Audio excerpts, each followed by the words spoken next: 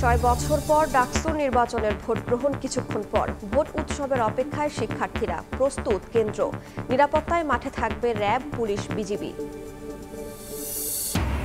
গণতান্ত্রিক যাত্রা ব্যাহতের চেষ্টায় কেউ কেউ জনগণের কথা না শুনলে অরাজক পরিস্থিতি তৈরির শঙ্কা তারেক রহমানের। জীবন বাজি রেখে দেশবিরোধী ষড়যন্ত্র রুখে দেওয়ার আহ্বান। ঝড় বন্যায় মোবাইল নেটওয়ার্ক সচল রাখার উদ্যোগ সরকারের। দুর্যোগপ্রবণ এলাকায় মোবাইল টাওয়ারে বিদ্যুৎ সরবরাহে কেনা হচ্ছে ২,০০০ জেনারেটর। কাজ দ্রুত শুরুর তাগিদ। সিলেটে এক কৃষককে বালু লুটকারি সাজিয়ে ১০ দিনের কারাদণ্ডাদেশের অভিযোগ। পরিচয় যাচাই করা হয়নি, দাবি ভুক্তভোগীর। সত্যতা পেলে ইউএনওর বিরুদ্ধে ব্যবস্থার আশ্বাস।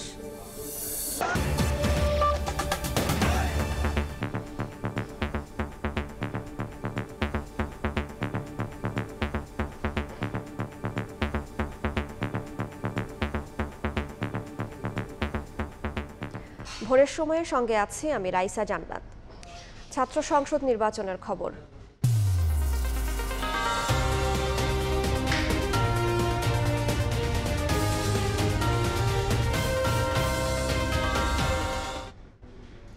কিছুক্ষণ পরেই শুরু হবে ডাকসু নির্বাচনের ভোট গ্রহণ। প্রস্তুত কেন্দ্র।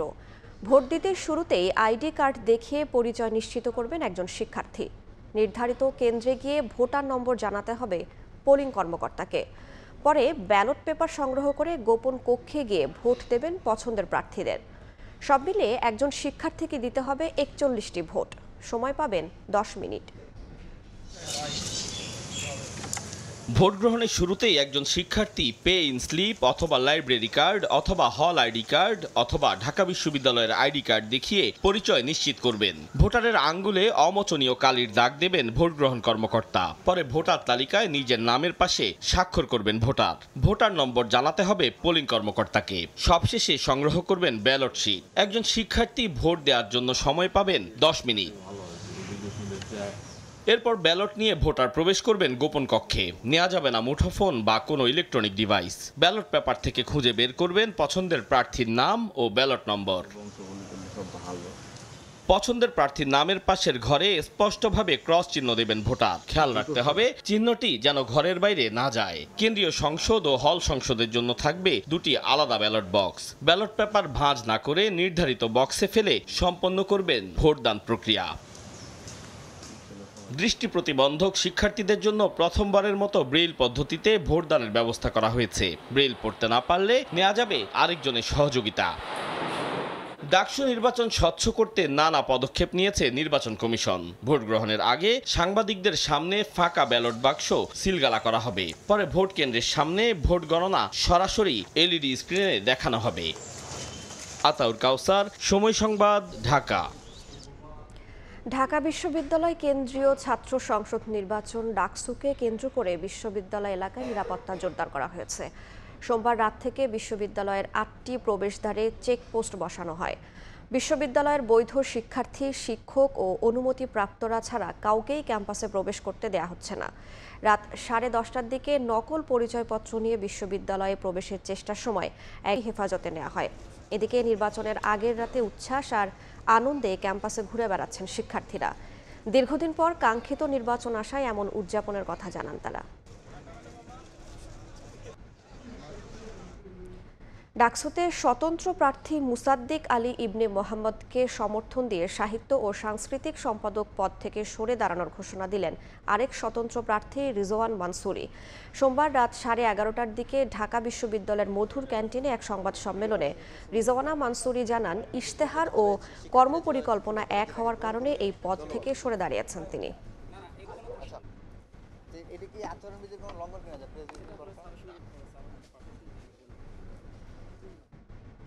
কেবল ঢাকা বিশ্ববিদ্যালয়ই নয়, বাংলাদেশের রাজনৈতিক ইতিহাসে নানাভাবে ভূমিকা রেখেছে ডাকসু।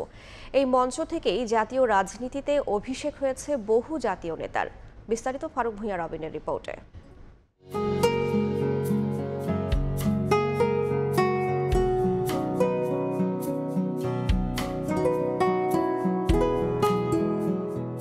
ইতিহাসের বাঁকে বাঁকে ছাত্র সমাজের কণ্ঠস্বর, মুক্তিযুদ্ধ আর গণতান্ত্রিক লড়াই সংগ্রামের কেন্দ্রবিন্দু হয়ে ওঠায় দ্বিতীয় সংসদ হিসেবে বিবেচনা করা হয় ডাকসুকে। ঢাকা বিশ্ববিদ্যালয় কেন্দ্রীয় ছাত্র সংসদ কেবল শতবর্ষী এই বিদ্যাপীঠেরই নয়, ক্যাম্পাসের গণ্ডি পেরিয়ে কখনো কখনো নেতৃত্ব দিয়েছে পুরো বাংলাদেশের। 1921 সালে বিশ্ববিদ্যালয় প্রতিষ্ঠার পর 1924-25 শিক্ষাবর্ষে ঢাকা বিশ্ববিদ্যালয় ছাত্র সংসদের প্রথম সাধারণ সম্পাদক মনোনীত হন যোগেন্দ্রনাথ সেনগুপ্ত। পরের বছর মমতাজ উদ্দিন আহমেদকে সহসভাপতি বা ভিপি ও এ কে মুখার্জিকে সাধারণ সম্পাদক বা জিএস মনোনীত করা হয়।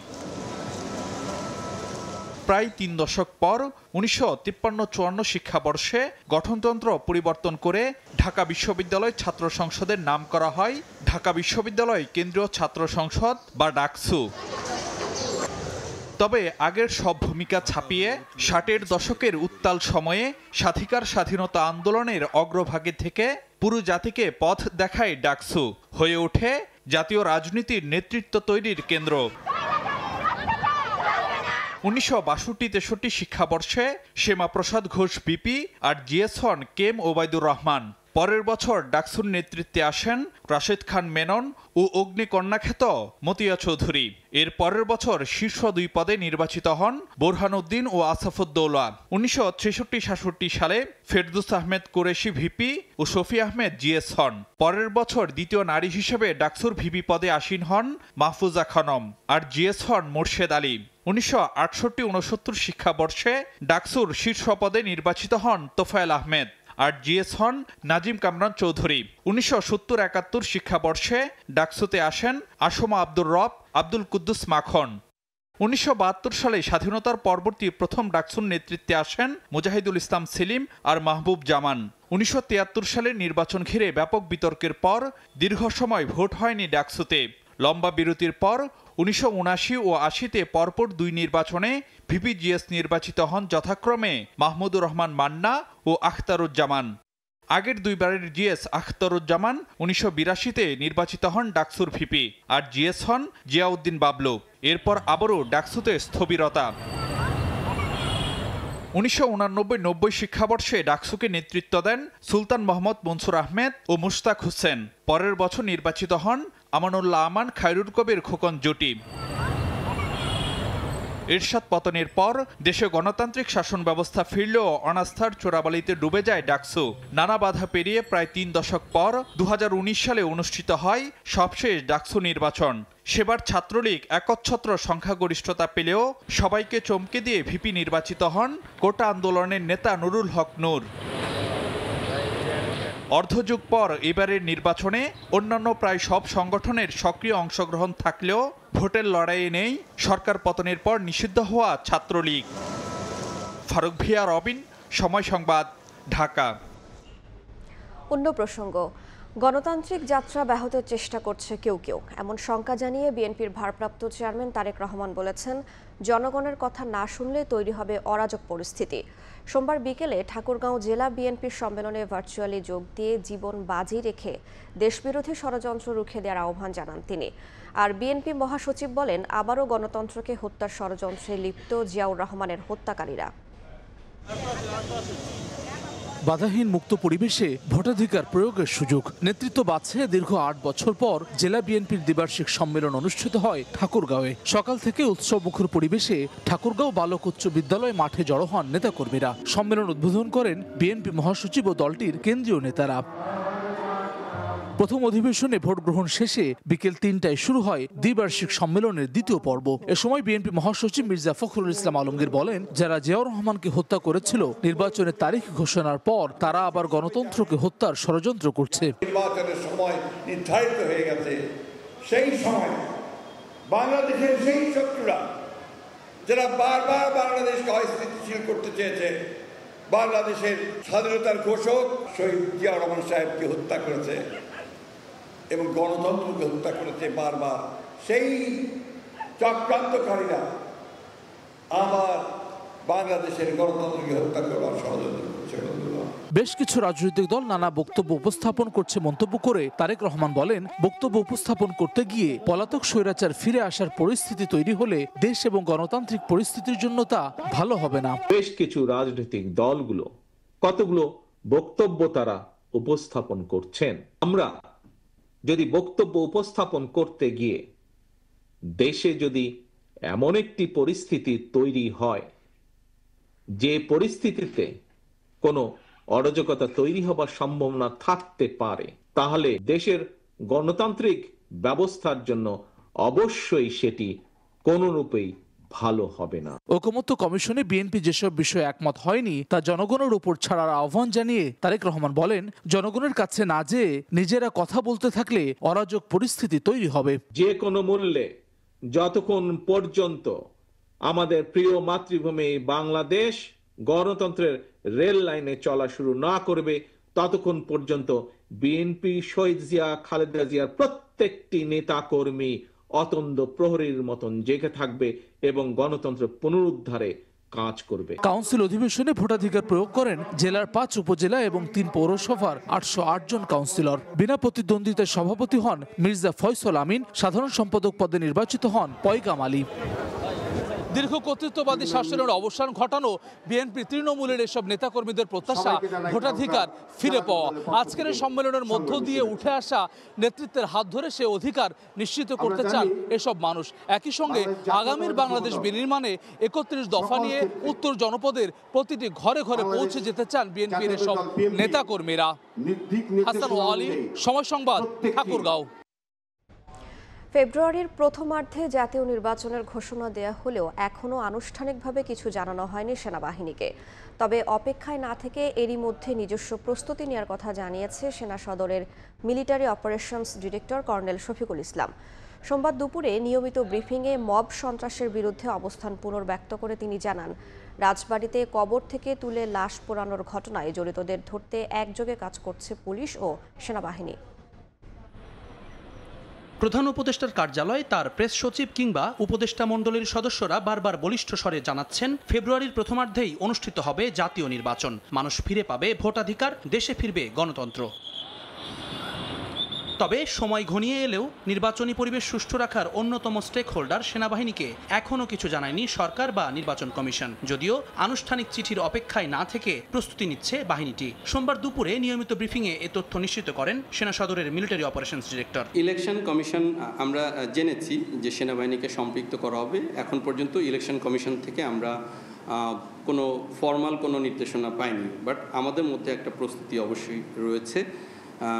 সামনের ইলেকশনে আমরা সেই প্রস্তুতি অনুযায়ী গ্রহণ করব। আমাদেরকে ইলেকশন কমিশন থেকে যে দায়িত্ব দেওয়া হবে সেই দায়িত্ব অনুযায়ী আমরা আমাদের দায়িত্ব পালন করব। গণ অধিকার পরিষদ নেতা নুরুল হক নূরের ওপর হামলা, রাজবাড়িতে মাজারে হামলা কিংবা কাদের সিদ্দিকীর বাড়িতে হামলার মতো ঘটনায় সেনাবাহিনীর অবস্থান স্পষ্ট করেন এই কর্মকর্তা। জানান, আইন শৃঙ্খলার দায়িত্বে থাকা সব বাহিনীকে কাজ করতে হবে একযোগে। এমন একটু উদাহরণও দেখাইতে পারবেন না যেখানে আমাদেরকে রিকোয়েস্ট করা হয়েছে বাট আমরা যাইনি, বা সেনাবাহিনীর সামনে মব হয়েছে, সেনাবাহিনী কোনো অ্যাকশন নেয়নি, এরকম কোনো ঘটনা এখন পর্যন্ত ঘটেনি। এছাড়াও মিয়ানমার সীমান্তে জেলেদের ধরে নিয়ে যাওয়া ও তাদের জিজ্ঞাসাবাদের বিষয়টি সেনাবাহিনী সতর্কভাবে পর্যবেক্ষণ করছে বলেও জানানো হয় ব্রিফিংয়ে। সজাগ আছে, সোচ্চার আছে, তাদের পেট্রোল চলমান আছে। জেলেদেরকে ধরে নিয়ে যাওয়া, তাদেরকে বিভিন্ন কোশ্চেন করা, এই বিষয়গুলো নিয়ে আমরা অবশ্যই মনিটর করছি এবং এ বিষয়ে আমাদের গোয়েন্দা সংস্থাগুলো কাজ করছে। ডাকসু নির্বাচনের সঙ্গে সেনাবাহিনীর কোনো সম্পর্ক নেই বলেও জানিয়েছে সেনা সদর। ডাকসু নির্বাচনের সাথে সেনাবাহিনীর কোনো সংশ্লিষ্টতা নেই।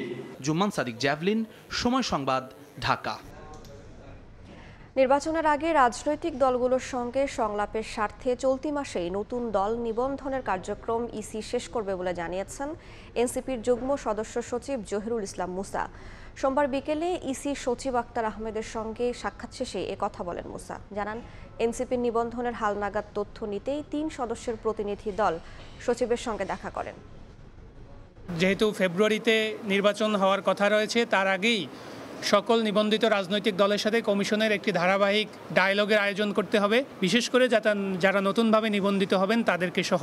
যে কয়টা রাজনৈতিক দল উত্তীর্ণ হয়েছিল তাদের যাদের রিপোর্টগুলো পজিটিভ আসবে তাদের সবার ব্যাপারেই এ মাসের ভিতরেই একটি ইতিবাচক সিদ্ধান্ত দিবে। এবছর দুর্গাপূজা ঘিরে কোনো ধরনের হুমকি নেই জানিয়ে স্বরাষ্ট্র উপদেষ্টা জাহাঙ্গীর আলম চৌধুরী বলেছেন, শান্তিপূর্ণ পরিবেশে সারা দেশে পূজা উদযাপিত হবে। সোমবার দুপুরে সচিবালয়ে আসন্ন দুর্গাপূজা উপলক্ষে আইন শৃঙ্খলা সংক্রান্ত সভা শেষে ব্রিফিংয়ে জাহাঙ্গীর আলম জানান, এবছর পূজা মণ্ডপ ও দুর্গাপূজার সার্বিক আইন শৃঙ্খলা রক্ষায় পুলিশ, র্যাব, বিজিবি ও আনসারের পাশাপাশি সশস্ত্র বাহিনীও নিয়োজিত থাকবে। এক প্রশ্নের জবাবে স্বরাষ্ট্র উপদেষ্টা বলেন, যারা দুষ্কৃতিকারী তারা সব জায়গাতেই বিশৃঙ্খলা তৈরির চেষ্টা করবে। সন্ধ্যা 7টার আগেই প্রতিমা বিসর্জন শেষ করার নির্দেশনা দেন স্বরাষ্ট্র উপদেষ্টা। সারা দেশে 33,000 মণ্ডপে দুর্গাপূজা অনুষ্ঠিত হবে বলে জানান তিনি। যারা দুষ্কৃতিকারী সারা সব জায়গায় দুষ্কর্ম করার চেষ্টা করে, এটা শুধু পূজা না, সব জায়গায় করার চেষ্টা করবে। এটা প্রতিহত করার দায়িত্ব হলো আমাদের, আপনাদের। পূজা উপলক্ষে অনেক সময় আশেপাশে যে মেলাগুলি হয়, কোনো রকমের কোনো মেলা হবে না। আমাদের সব বাহিনী থাকবে, সশস্ত্র বাহিনী থাকবে, পুলিশ থাকবে, আনসার থাকবে, র্যাব থাকবে, বিজিবি থাকবে। বিসর্জনের সময় দেওয়া হয়েছে 7টার আগেই যেন বিসর্জন। ঝড় বন্যায় নিরবচ্ছিন্ন মোবাইল সেবা নিশ্চিতের উদ্যোগ নিয়েছে সরকার। দুর্যোগপ্রবণ এলাকায় মোবাইল টাওয়ারে সার্বক্ষণিক বিদ্যুৎ সরবরাহ করতে কেনা হচ্ছে 2000 পোর্টেবল জেনারেটর। এজন্য বিটিআরসির সামাজিক দায়বদ্ধতা তহবিল থেকে মোবাইল অপারেটরদের দেয়া হচ্ছে 416 কোটি টাকা। প্রকল্পের কাজ দ্রুত শুরু করতে অপারেটরদের তাগিদ দিয়েছে নিয়ন্ত্রক সংস্থা। শুভ খানের রিপোর্ট। গেল বছর উজান থেকে আসা ঢলে ভয়াবহ বন্যায় বিদ্যুৎ বিচ্ছিন্ন হয়ে নোয়াখালী, ফেনীসহ 11 জেলার 21% মোবাইল টাওয়ার অচল হয়ে যায়। এর মধ্যে ফেনীর 653টি টাওয়ারের মধ্যে বন্ধ হয় 599টি। যোগাযোগ বিচ্ছিন্ন হয়ে পড়ে লাখ লাখ মানুষ। এ অবস্থায় দুর্যোগকালীন সময়ে মোবাইল নেটওয়ার্ক সচল রাখার উদ্যোগ নেওয়া হচ্ছে। Project from social obligation fund to minimize the social and economic impact during any natural disaster শীর্ষক প্রকল্পের আওতায় কেনা হচ্ছে 2000 পোর্টেবল জেনারেটর। এর মধ্যে সর্বোচ্চ 700 গ্রামীণফোন, রবি 580, বাংলালিংক 529 আর টেলিটক পাবে 191টি জেনারেটর। সামাজিক দায়বদ্ধতা তহবিল এসওএফ ব্যবস্থাপনা কমিটির 26তম সভায় 4 মোবাইল অপারেটরকে 416 কোটি টাকা বরাদ্দের সিদ্ধান্ত নেওয়া হয়। এমটবের তত্ত্বাবধানে 3 বছরের মধ্যে বাস্তবায়ন করতে হবে এই প্রকল্প। বিভিন্ন সময় বিদ্যুৎ চলে গেলে বা ঝড় বৃষ্টির সময় কিন্তু আমরা আমাদের এই পোর্টেবল জেনারেটর বা ডিজেল জেনারেটর আমরা দিতে পারি না। সো সেই হিসেবে এসওএফ কমিটি একটা যুগান্তকারী পদক্ষেপ নিয়েছে। প্রকল্প বাস্তবায়নের ক্ষেত্রে বেশ কিছু শর্ত দেওয়া হয়েছে। এসওএফ এর অর্থ দিয়ে শুধু জেনারেটর কেনা যাবে। জেনারেটরের জন্য স্থাপনা তৈরি, রক্ষণাবেক্ষণ করতে হবে মোবাইল অপারেটরদের নিজস্ব তহবিল থেকে। সবগুলো লোকেশন আইডেন্টিফাই করা হয়েছে, যেখানে যেখানে রুম তৈরি করা দরকার সেই প্রিপারেশন গুলো চলছে এবং অলমোস্ট ডান পর্যায়ে আছে। আমরা কিন্তু আরো খুশি হতাম যদি আমরা এই ফান্ডটা শুধু জেনারেটর না হয়ে যদি অন্য কিছু যদি আমরা করতে পারতাম। ফর এক্সাম্পল আমরা ক্যাপাসিটি বাড়াতে পারতাম বা ফাইবারাইজেশন করতে পারতাম। দুর্গম এলাকায় নেটওয়ার্ক উন্নয়নে ব্যয় করতে মোবাইল অপারেটরদের বার্ষিক আয়ের 1% হারে অর্থ বিটিআরসি গঠিত সামাজিক দায়বদ্ধতা তহবিলে জমা দিতে হয়। বর্তমানে এই তহবিলে জমা রয়েছে 1600 কোটি টাকা। শুভ খান, সময় সংবাদ, ঢাকা। মার্ক্সবাদী তাত্ত্বিক, গবেষক ও রাজনীতিক বদরুদ্দিন উমরের প্রতি শেষ শ্রদ্ধা জানিয়েছেন সর্বস্তরের মানুষ। সোমবার সকালে কেন্দ্রীয় শহীদ মিনারে শ্রদ্ধা নিবেদন করে বিভিন্ন রাজনৈতিক, সামাজিক, সাংস্কৃতিক ও পেশাজীবী সংগঠন। পরে ঢাকা বিশ্ববিদ্যালয় কেন্দ্রীয় মসজিদে হয় জানাজা। বিশিষ্টজনরা বলছেন, সৃষ্টিকর্মের মাধ্যমেই স্মরণীয় হয়ে থাকবেন বদরুদ্দিন উমর। বিদায় কমরেড বদরুদ্দিন উমর, একাধারে যিনি ছিলেন বামধারার রাজনীতিক, চিন্তায় দর্শনে বৈষম্যহীন সমাজ ও রাষ্ট্র বিনির্মাণে খুশি করতে চাননি। আমাদের জুলাই গণ অভ্যুত্থানের যারা অগ্রনায়ক ছিলেন তাদের অনেকেই ওনার চিন্তা চেতনা দ্বারা প্রভাবিত ছিলেন বলে আমি বিশ্বাস করি। রাজনৈতিক সহযোদ্ধারা বলেন, সবসময় ন্যায়ের পক্ষে তিনি জীবনের শেষ দিন পর্যন্ত ছিলেন শির দ্বারা সোজা করে লড়ে যাওয়া একজন যোদ্ধা। বুদ্ধিবৃত্তিক জায়গা থেকে তিনি প্রায় নেতৃত্বের ভূমিকায় তিনি পালন করে এসেছেন। মেহনতি মানুষকে সেই সংগ্রামে সামিল করার জন্য তিনি কাজ করে গেছেন। বাংলাদেশের 5 দশকের রাজনৈতিক গতিপ্রবাহ তার লেখনের মাধ্যমে জীবন্ত হয়ে থাকবে মনে করেন শ্রদ্ধা জানাতে আসা বিশিষ্ট জনেরা। অনেক সত্য ছিল, যে সত্যগুলো বদরুদ্দিন ওমর সাহেব অন্ধকার থেকে আলোতে এনেছেন। যারা এই সামাজিক, অর্থনৈতিক, রাজনৈতিক পরিবর্তনের জন্য লড়বেন, চিন্তা করবেন, তাদেরকে অবশ্যই বদরুদ্দীন ওমরের লেখার সাথে পাঠ করতে হবে। শ্রদ্ধা নিবেদনের পর বাদ জোহর ঢাকা বিশ্ববিদ্যালয়ের কেন্দ্রীয় জামে মসজিদে বদরুদ্দীন ওমরের নামাজে জানাজা অনুষ্ঠিত হয়। এরপর তাকে জুরাইন কবরস্থানে সমাহিত করা হয়। রবিবার সকালে বাংলাদেশের স্পেশালিস্ট হাসপাতালে মারা যান তিনি। সানবীর রূপল, সময় সংবাদ, ঢাকা। ব্যাংক উদ্যোক্তাদের রিটে ঝুলে যাওয়ার পথে 5 ইসলামী ব্যাংকের ভাগ্য। বিষয়টি নিষ্পত্তি না হওয়া পর্যন্ত একীভূতের পক্ষে নয় বলে আবারও জানালেন সোশ্যাল ইসলামী ব্যাংকের সাবেক পরিচালক ও প্রতিষ্ঠাতা উদ্যোক্তারা। সোমবার সংবাদ সম্মেলনে একথা জানান তারা। 2রা সেপ্টেম্বর থেকে দুর্বল 5 শরিয়াভিত্তিক ব্যাংকের বর্তমান পরিস্থিতি নিয়ে শুনানি হয় বাংলাদেশ ব্যাংকে। এতে ফার্স্ট সিকিউরিটি ইসলামী ব্যাংক, ইউনিয়ন ও গ্লোবাল ইসলামী ব্যাংক মার্জারের পক্ষে থাকলেও বিপক্ষে অবস্থান নেয় সোশ্যাল ইসলামী ও এক্সিম। সোমবার আবারও সংবাদ সম্মেলন করে নিজেদের অবস্থান জানালেন সোশ্যাল ইসলামী ব্যাংকের প্রতিষ্ঠাতা পরিচালকরা। 14,000 কোটি যদি লোন থাকে, 30-32 লক্ষ অ্যাকাউন্ট হোল্ডার, তারা যে ডিজার্টেড হয়ে যাবে, এরা কোন ইসলামী ব্যাংকে দিয়ে চলে আসবে না। আসল কথা হলো ওইটা, আমরা কিভাবে দেবো সেরকম কথা না, ব্যবসা করতেছে ব্যাংক দেবো টাকা। সাবেক পরিচালকরা জানান, সোশ্যাল ইসলামীর পূর্বের পর্ষদের কাছে দায়িত্ব দিলে আবারও ঘুরে দাঁড়াবে ব্যাংকটি। এছাড়া সুদমুক্ত আর্থিকভাবে সহায়তা করা বাংলাদেশ ব্যাংকের দায়িত্ব বলেও মত তাদের। আমরা তো উপযুক্ত to take over this bank. Bangladesh bank আমাদেরকে সহযোগিতা করতেই হবে। যে কোনো ব্যাংকে বেঁচে থাকার জন্য বাংলাদেশ ব্যাংকের দায়িত্ব এটা। এরই মধ্যে ব্যাংক রেজুলেশন 2025-কে চ্যালেঞ্জ করে 5 ব্যাংকের শেয়ার হোল্ডারদের রিট আবেদন হয়েছে উচ্চ আদালতে। ফলে রিট নিষ্পত্তি করে বাংলাদেশ ব্যাংকে মার্জারের পথে হাঁটতে হবে বলে মত আইনজীবীদের। একটা যখন ল চ্যালেঞ্জ হয়েছে, এক্সপেক্টেড যে লটা হাইকোর্টে সর্বোচ্চ আদালতে যখন পেন্ডিং, তখন সেই ব্যাপারে একটা সুরাহা হয়। কারণ এটা একটা পাবলিক পলিসির ব্যাপার, মানুষের স্বার্থের ব্যাপার। ভালো হবে কি মন্দ হবে সেগুলো আসলে যাচাই হওয়া প্রয়োজন আছে। ব্যাংক পুনর্গঠন হবে কি হবে না, তার থেকে তাদের আশঙ্কা হচ্ছে তাদের ইনভেস্টমেন্টটা আর থাকবে না, ফলে তারা আর্থিকভাবে ক্ষতিগ্রস্ত হয়ে যাবে।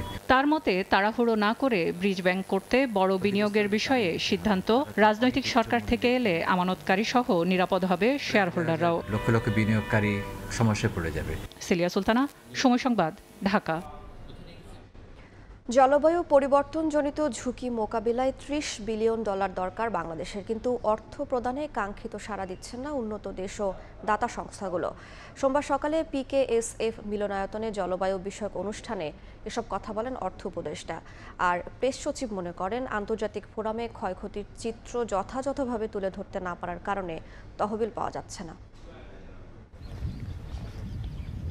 জলবায়ু পরিবর্তনের প্রভাবে বাড়ছে তাপমাত্রা, বদলে যাচ্ছে বৃষ্টিপাতের ধরন, চরম ভাবাপন্ন হয়ে উঠছে আবহাওয়া, মারাত্মক প্রভাব পড়ছে কৃষি ও অর্থনীতিতে। ওয়ার্ল্ড ক্লাইমেট রিস্ক ইন্ডেক্স অনুযায়ী বিশ্বের সবচেয়ে বেশি জলবায়ু পরিবর্তনজনিত ঝুঁকিতে থাকা দেশের মধ্যে বাংলাদেশের অবস্থান শীর্ষ 10-এ। সমুদ্রপৃষ্ঠের উচ্চতা বৃদ্ধির কারণে 2050 সাল নাগাদ ডুবতে পারে দেশের 17% ভূমি। এতে বাস্তুচ্যুত হতে পারেন 2 কোটি মানুষ। সোমবার PKSF মিলনায়তনে এক অনুষ্ঠানে অর্থ উপদেষ্টা জানান, জলবায়ু পরিবর্তনের ঝুঁকি মোকাবিলায় $30 বিলিয়ন প্রয়োজন, কিন্তু অর্থ প্রদানে কাঙ্ক্ষিত সাড়া দিচ্ছে না উন্নত দেশ কিংবা দাতা সংস্থাগুলো। ইন্টারন্যাশনাল আমি যতটুকু আমরা মনে করি যে সাহায্য সহায়তা দরকার, সেটা আসছে না। একটা বোধহয় হিসাব করা হয়েছে বোধহয় $30 বিলিয়ন বোধহয় দরকার না, 29 বিলিয়ন বোধহয় দরকার বাংলাদেশের জন্য। $30 বিলিয়ন আমাদের 1-1.5 বিলিয়ন IMF থেকে আনতে আমাদের জান বেরিয়ে যায়। জলবায়ু পরিবর্তনের নেতিবাচক চিত্র আন্তর্জাতিক ফোরামে যথাযথভাবে তুলে ধরতে না পারার কারণে তহবিল পাওয়া যাচ্ছে না বলে মনে করেন প্রেস সচিব। এমন কোনো কিছু নাই যে ক্লাইমেট চেঞ্জ আমাকে এফেক্ট করছে না, কিন্তু এই গল্পগুলো তো আমরা বাইরে বলছি না। এই গল্পগুলো আমাদের মধ্যে থাকছে, এই গল্প নিয়ে খুব ইন্টেন্সিভ রিসার্চও হচ্ছে না, এবং ফলে আমরা যে ফান্ডিংটা পাওয়ার কথা সেই ফান্ডিংয়ের জন্য আমরা বড় রকমের কেস বিল্ড আপ করতে পারছি না। জলবায়ু পরিবর্তনের ঝুঁকি মোকাবিলায় কথা না বলে কার্যকর ব্যবস্থা নেওয়ার তাগিদ দেন নীতি নির্ধারকরা। জিন্নাতারা যশোয়া, সময় সংবাদ, ঢাকা। ঢাকা দক্ষিণ সিটি কর্পোরেশনের তেল খরচের নামে কোটি টাকা আত্মসাতের ঘটনায় জড়িত কর্মকর্তাদের বিরুদ্ধে অনুসন্ধানের সুপারিশ করতে যাচ্ছে দুদক। অভিযানের ড্রাইভার থেকে শুরু করে ঊর্ধ্বতন কর্মকর্তা পর্যন্ত দুর্নীতির প্রাথমিক প্রমাণ পাওয়ায় এ পদক্ষেপ নেওয়া হচ্ছে। এদিকে 2 দিনের ব্যবধানে ঘুষ ও দুর্নীতির অভিযোগে দুদকের 2 কর্মকর্তাকে সাময়িকভাবে বরখাস্ত করা হয়েছে। বিএনপি নেতা ইশরাক হোসেনকে মেয়রের দায়িত্ব দেওয়ার দাবিতে আন্দোলনের কারণে মে ও জুনে 40 দিন নগর ভবন বন্ধ ছিল। দুদকের অভিযোগে বলা হয়, এ সময় কর্মকর্তারা অফিসে না থাকলেও প্রতি মাসের মতো সে সময়ও প্রায় 5 কোটি টাকা জ্বালানি খাতে ব্যয় দেখানো হয়। রোববার দক্ষিণ সিটি কর্পোরেশনে দুদকের অভিযানে মেলে এই অনিয়মের প্রমাণ। এর ভিত্তিতে নগর ভবনের সংশ্লিষ্ট কর্মকর্তা থেকে শুরু করে ড্রাইভারদের বিরুদ্ধে অনুসন্ধানের সুপারিশ করতে যাচ্ছে অভিযানকারী দল। তেল বরাদ্দ সংক্রান্ত যেসব কাগজপত্র, স্লিপ সবই তারা সংগ্রহ করে নিয়ে এসেছেন। এনফোর্স টিম তারা আগামী কয়েকদিনের মধ্যেই এই এনফোর্সের বিষয়ে তদন্ত প্রতিবেদন কমিশনে দাখিল করবেন। এদিকে 4 কোটি টাকার অবৈধ সম্পদ অর্জনের অভিযোগে মামলা হয়েছে অগ্রণী ইন্স্যুরেন্সের সাবেক চেয়ারম্যান কাজী সাখাওয়াত হোসেন লিটুর বিরুদ্ধে। অসাধু উপায়ে জ্ঞাত আয়ের সাথে অসঙ্গতিপূর্ণ 4 কোটি টাকারও বেশি টাকার সম্পদ অর্জন, মালিকানা ও ভোগ দখলে রাখার অভিযোগে সমন্বিত জেলা কার্যালয় খুলনায় একটি মামলা দায়ের হয়েছে। এছাড়া মামলা থেকে অব্যাহতির প্রলোভনে ঘুষ ও ফ্ল্যাট গ্রহণ সহ বিভিন্ন দুর্নীতির অভিযোগে দুদকের উপপরিচালক মাহবুবুল আলম এবং উপসহকারী পরিচালক মোহাম্মদ জুলফিকারকে সাময়িকভাবে বরখাস্ত করা হয়েছে। তাসলিম তৌহিদ, সময় সংবাদ, ঢাকা। ব্রাজিলে আগামী নভেম্বরে হতে যাওয়া COP30 সম্মেলন সামনে রেখে 26 দফা দাবি সংবলিত জলবায়ু সনদ প্রকাশ করেছেন বাংলাদেশের শতাধিক তরুণ জলবায়ু কর্মী। সোমবার রাজধানীর গুলশানের একটি হোটেলে জলবায়ু সম্মেলন বাংলাদেশ ইউথ COP 2025-এর সমাপনী অনুষ্ঠানে এ সনদ প্রকাশ করা হয়। যুব সংগঠন ব্রাইটার্স এবং উন্নয়নমূলক সংস্থা অ্যাকশন এইড বাংলাদেশের যৌথ উদ্যোগে এ সম্মেলনের আয়োজন করা হয়। সনদে জলবায়ু, ন্যায় বিচার, লিঙ্গ সমতা, পরিবেশ সুরক্ষা, নীতি নির্ধারণে যুবদের অংশ নেয়া বৃদ্ধি এবং জলবায়ু প্রশমন ও অভিযোজনে গুরুত্বপূর্ণ বিষয়গুলো স্থান পায়। অনুষ্ঠানে জাতীয় ও বৈশ্বিক পর্যায়ে জলবায়ু ন্যায্যতার জন্য তরুণদের দাবি দেওয়া তুলে ধরেন বক্তারা। বাজেটের শতকরা 40 ভাগ, 30 ভাগ, 45 ভাগ আমরা জলবায়ু পরিবর্তনের জন্য খরচ করছি। যে বাংলাদেশ সরকার যে টাকা খরচ করে ক্লাইমেট চেঞ্জের জন্য কতটা খরচ করে, এখানে আবার একটা শুভঙ্করের ফাঁকি আছে। অসুখ বিসুখ কিভাবে বেড়ে যাচ্ছে, তাপমাত্রা কিরকম ভাবে বেড়ে গেছে, পানির সংকট বেড়ে গেছে, এই সব যে ক্ষতিগুলো হচ্ছে বাংলাদেশের জনগণের জন্য আমাদের দেশে যারা নীতি নির্ধারক, রাজনৈতিক দল, তাদেরকে তো পরিকল্পনা নিতে হবে, তাদেরকে ব্যবস্থা নিতে হবে। চট্টগ্রাম বন্দর পরিচালনার দায়িত্ব বিদেশি কোম্পানিকে দিলে উপার্জন বেশি হওয়ার পাশাপাশি দেশের কারিগরি ও প্রযুক্তিগত দক্ষতা বাড়বে বলে জানিয়েছেন নৌ পরিবহন উপদেষ্টা এম সাখাওয়াত হোসেন। তিনি বলেন, গত অর্থ বছরে চট্টগ্রাম বন্দরের কন্টেইনার হ্যান্ডলিং 4% এবং কার্গো হ্যান্ডলিং 6% বেড়েছে। নৌ মন্ত্রণালয়ের গত 1 বছরের অর্জন নিয়ে সচিবালয়ের সংবাদ সম্মেলনে তিনি এসব কথা বলেন।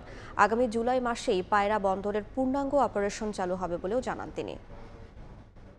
17 বছর 18 বছর একটা অপারেটর ছিল, আমি বলি না সে একেবারে সব খারাপ কাজ করে ফেলতে, বাট ওখানে মাফিয়া চক্র তৈরি হয়েছে। ডিজিটাল হিসাবে চলে গেছে, যেমন পেমেন্টটা এখন ব্যাংকের মাধ্যমে হবে ডিজিটালি, এটা কোনো এখন ম্যানুয়ালি নাই। ইন্টারন্যাশনাল যারা অপারেটর, যারা 100-150 পোর্ট অপারেট করতেছে বিশ্বে, তাদের মতো যদি একজন কেউ আমাকে বেশি পয়সা দেয় তো আপনার আপত্তি কোথায়? আর্নিং তো বেশি হবে আপনার। ইনফ্যাক্ট তাছাড়া প্রযুক্তি বাড়বে, কারণ সে বাইরে থেকে লোক আনতে পারবে না, সে আপনার লোক ইউজ করবে। পায়রা বন্দর টার্মিনাল নির্মাণ 2টি প্রকল্প সমাপ্তির পথে। পায়রা বন্দর আগামী জুলাই 2026 নাগাদ অপারেশন হবে বলে আমরা মনে করি। মালয়েশিয়ায় ভবন নির্মাণের সময় দুর্ঘটনায় বাংলাদেশি এক নির্মাণ শ্রমিক নিহত হয়েছেন। সোমবার বাংলাদেশ সময় সন্ধ্যা 7টার দিকে মালয়েশিয়ার জোহর বারু এলাকায় এই দুর্ঘটনা ঘটে। নিহতের বাবা জানান, ভবন নির্মাণের কাজে ব্যবহৃত ক্রেন থেকে কংক্রিটের বালতি দড়ি ছিঁড়ে পড়লে ভারী বালতির নিচে চাপা পড়ে মারা যান বিল্লাল। নিহতের বাড়ি রাজবাড়ী সদর উপজেলার বসন্তপুর ইউনিয়নের হাট জয়পুর গ্রামে। বিল্লাল 2023 সালে মালয়েশিয়ায় গিয়ে জোহর বারু এলাকায় কনস্ট্রাকশন সাইটে নির্মাণ শ্রমিকের কাজ করতেন।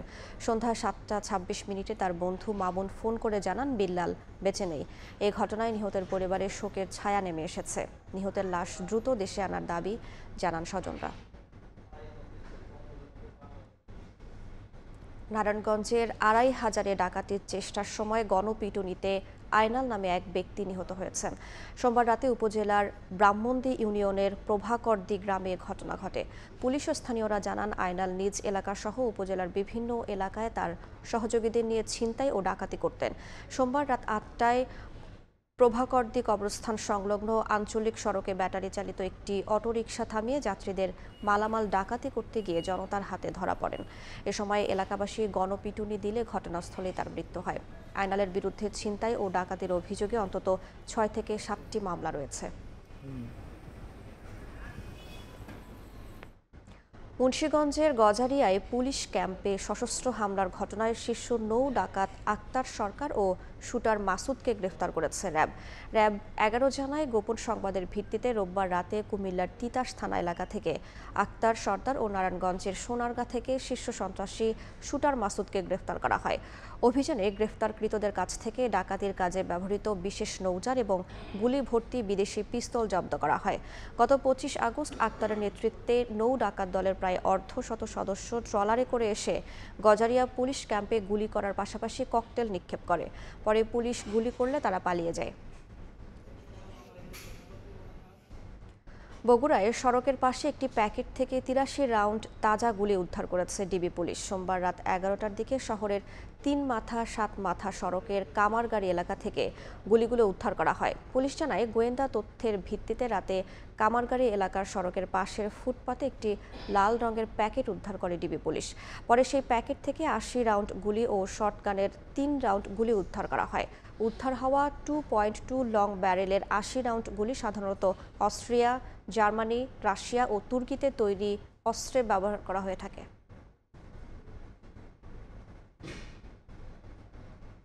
বরগুনায় স্বামী স্ত্রীর মরদেহ উদ্ধারের ঘটনায় অনাথ হয়ে পড়া ২ কন্যা শিশুর দায়িত্ব নিয়েছেন বরগুনা জেলা জামায়াতে ইসলামের আমির মাওলানা মোহাম্মদ মহিবুল্লাহ হারুন। সোমবার বিকেলে বরগুনা সদর উপজেলার ইটবাড়িয়া গ্রামের বাড়িতে গিয়ে ভুক্তভোগী ২ শিশুর দায়িত্ব গ্রহণের কথা জানান তিনি। এ সময় ৫ বছর বয়সী শিশু সাদিয়াকে শিক্ষা উপকরণ এবং ১.৫ বছর বয়সী হাফসানার খাদ্য সামগ্রীর জন্য নগদ অর্থ প্রদান করেন তিনি। এ সময় পরিবারের সদস্যদের সমবেদনাও জানান তিনি। এর আগে রোববার সকালে নিজ ঘর থেকে বরগুনা সদর উপজেলার ইটবাড়িয়া গ্রামের স্বপ্ন মোল্লার ঝুলন্ত মরদেহ ও তার স্ত্রী আকলিমা বেগমের গলাকাটা মরদেহ উদ্ধার করে পুলিশ।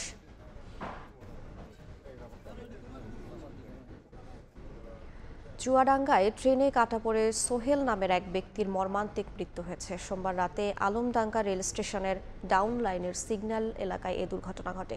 সহকারী স্টেশন মাস্টার রোজদার আলী জানান, স্থানীয়দের মাধ্যমে রাত আনুমানিক ১১টার দিকে তিনি জানতে পারেন রেল লাইনের ওপর একটি ট্রেনে কাটা পড়া মরদেহ পড়ে আছে। খবর পেয়ে রেলওয়ে কর্তৃপক্ষ এবং চুয়াডাঙ্গা রেলওয়ে পুলিশ ঘটনাস্থলে গিয়ে মরদেহ উদ্ধার করে। রাত ৯টার দিকে রূপসা এক্সপ্রেস ট্রেনটি স্টেশন অতিক্রম করে। এরপর রাত 10:30টার দিকে রকেট মেইল ট্রেনটি যায়। প্রাথমিকভাবে ধারণা করা হচ্ছে এই ২ ট্রেনের যে কোনো একটির ধাক্কায় সোহেলের মৃত্যু হয়েছে।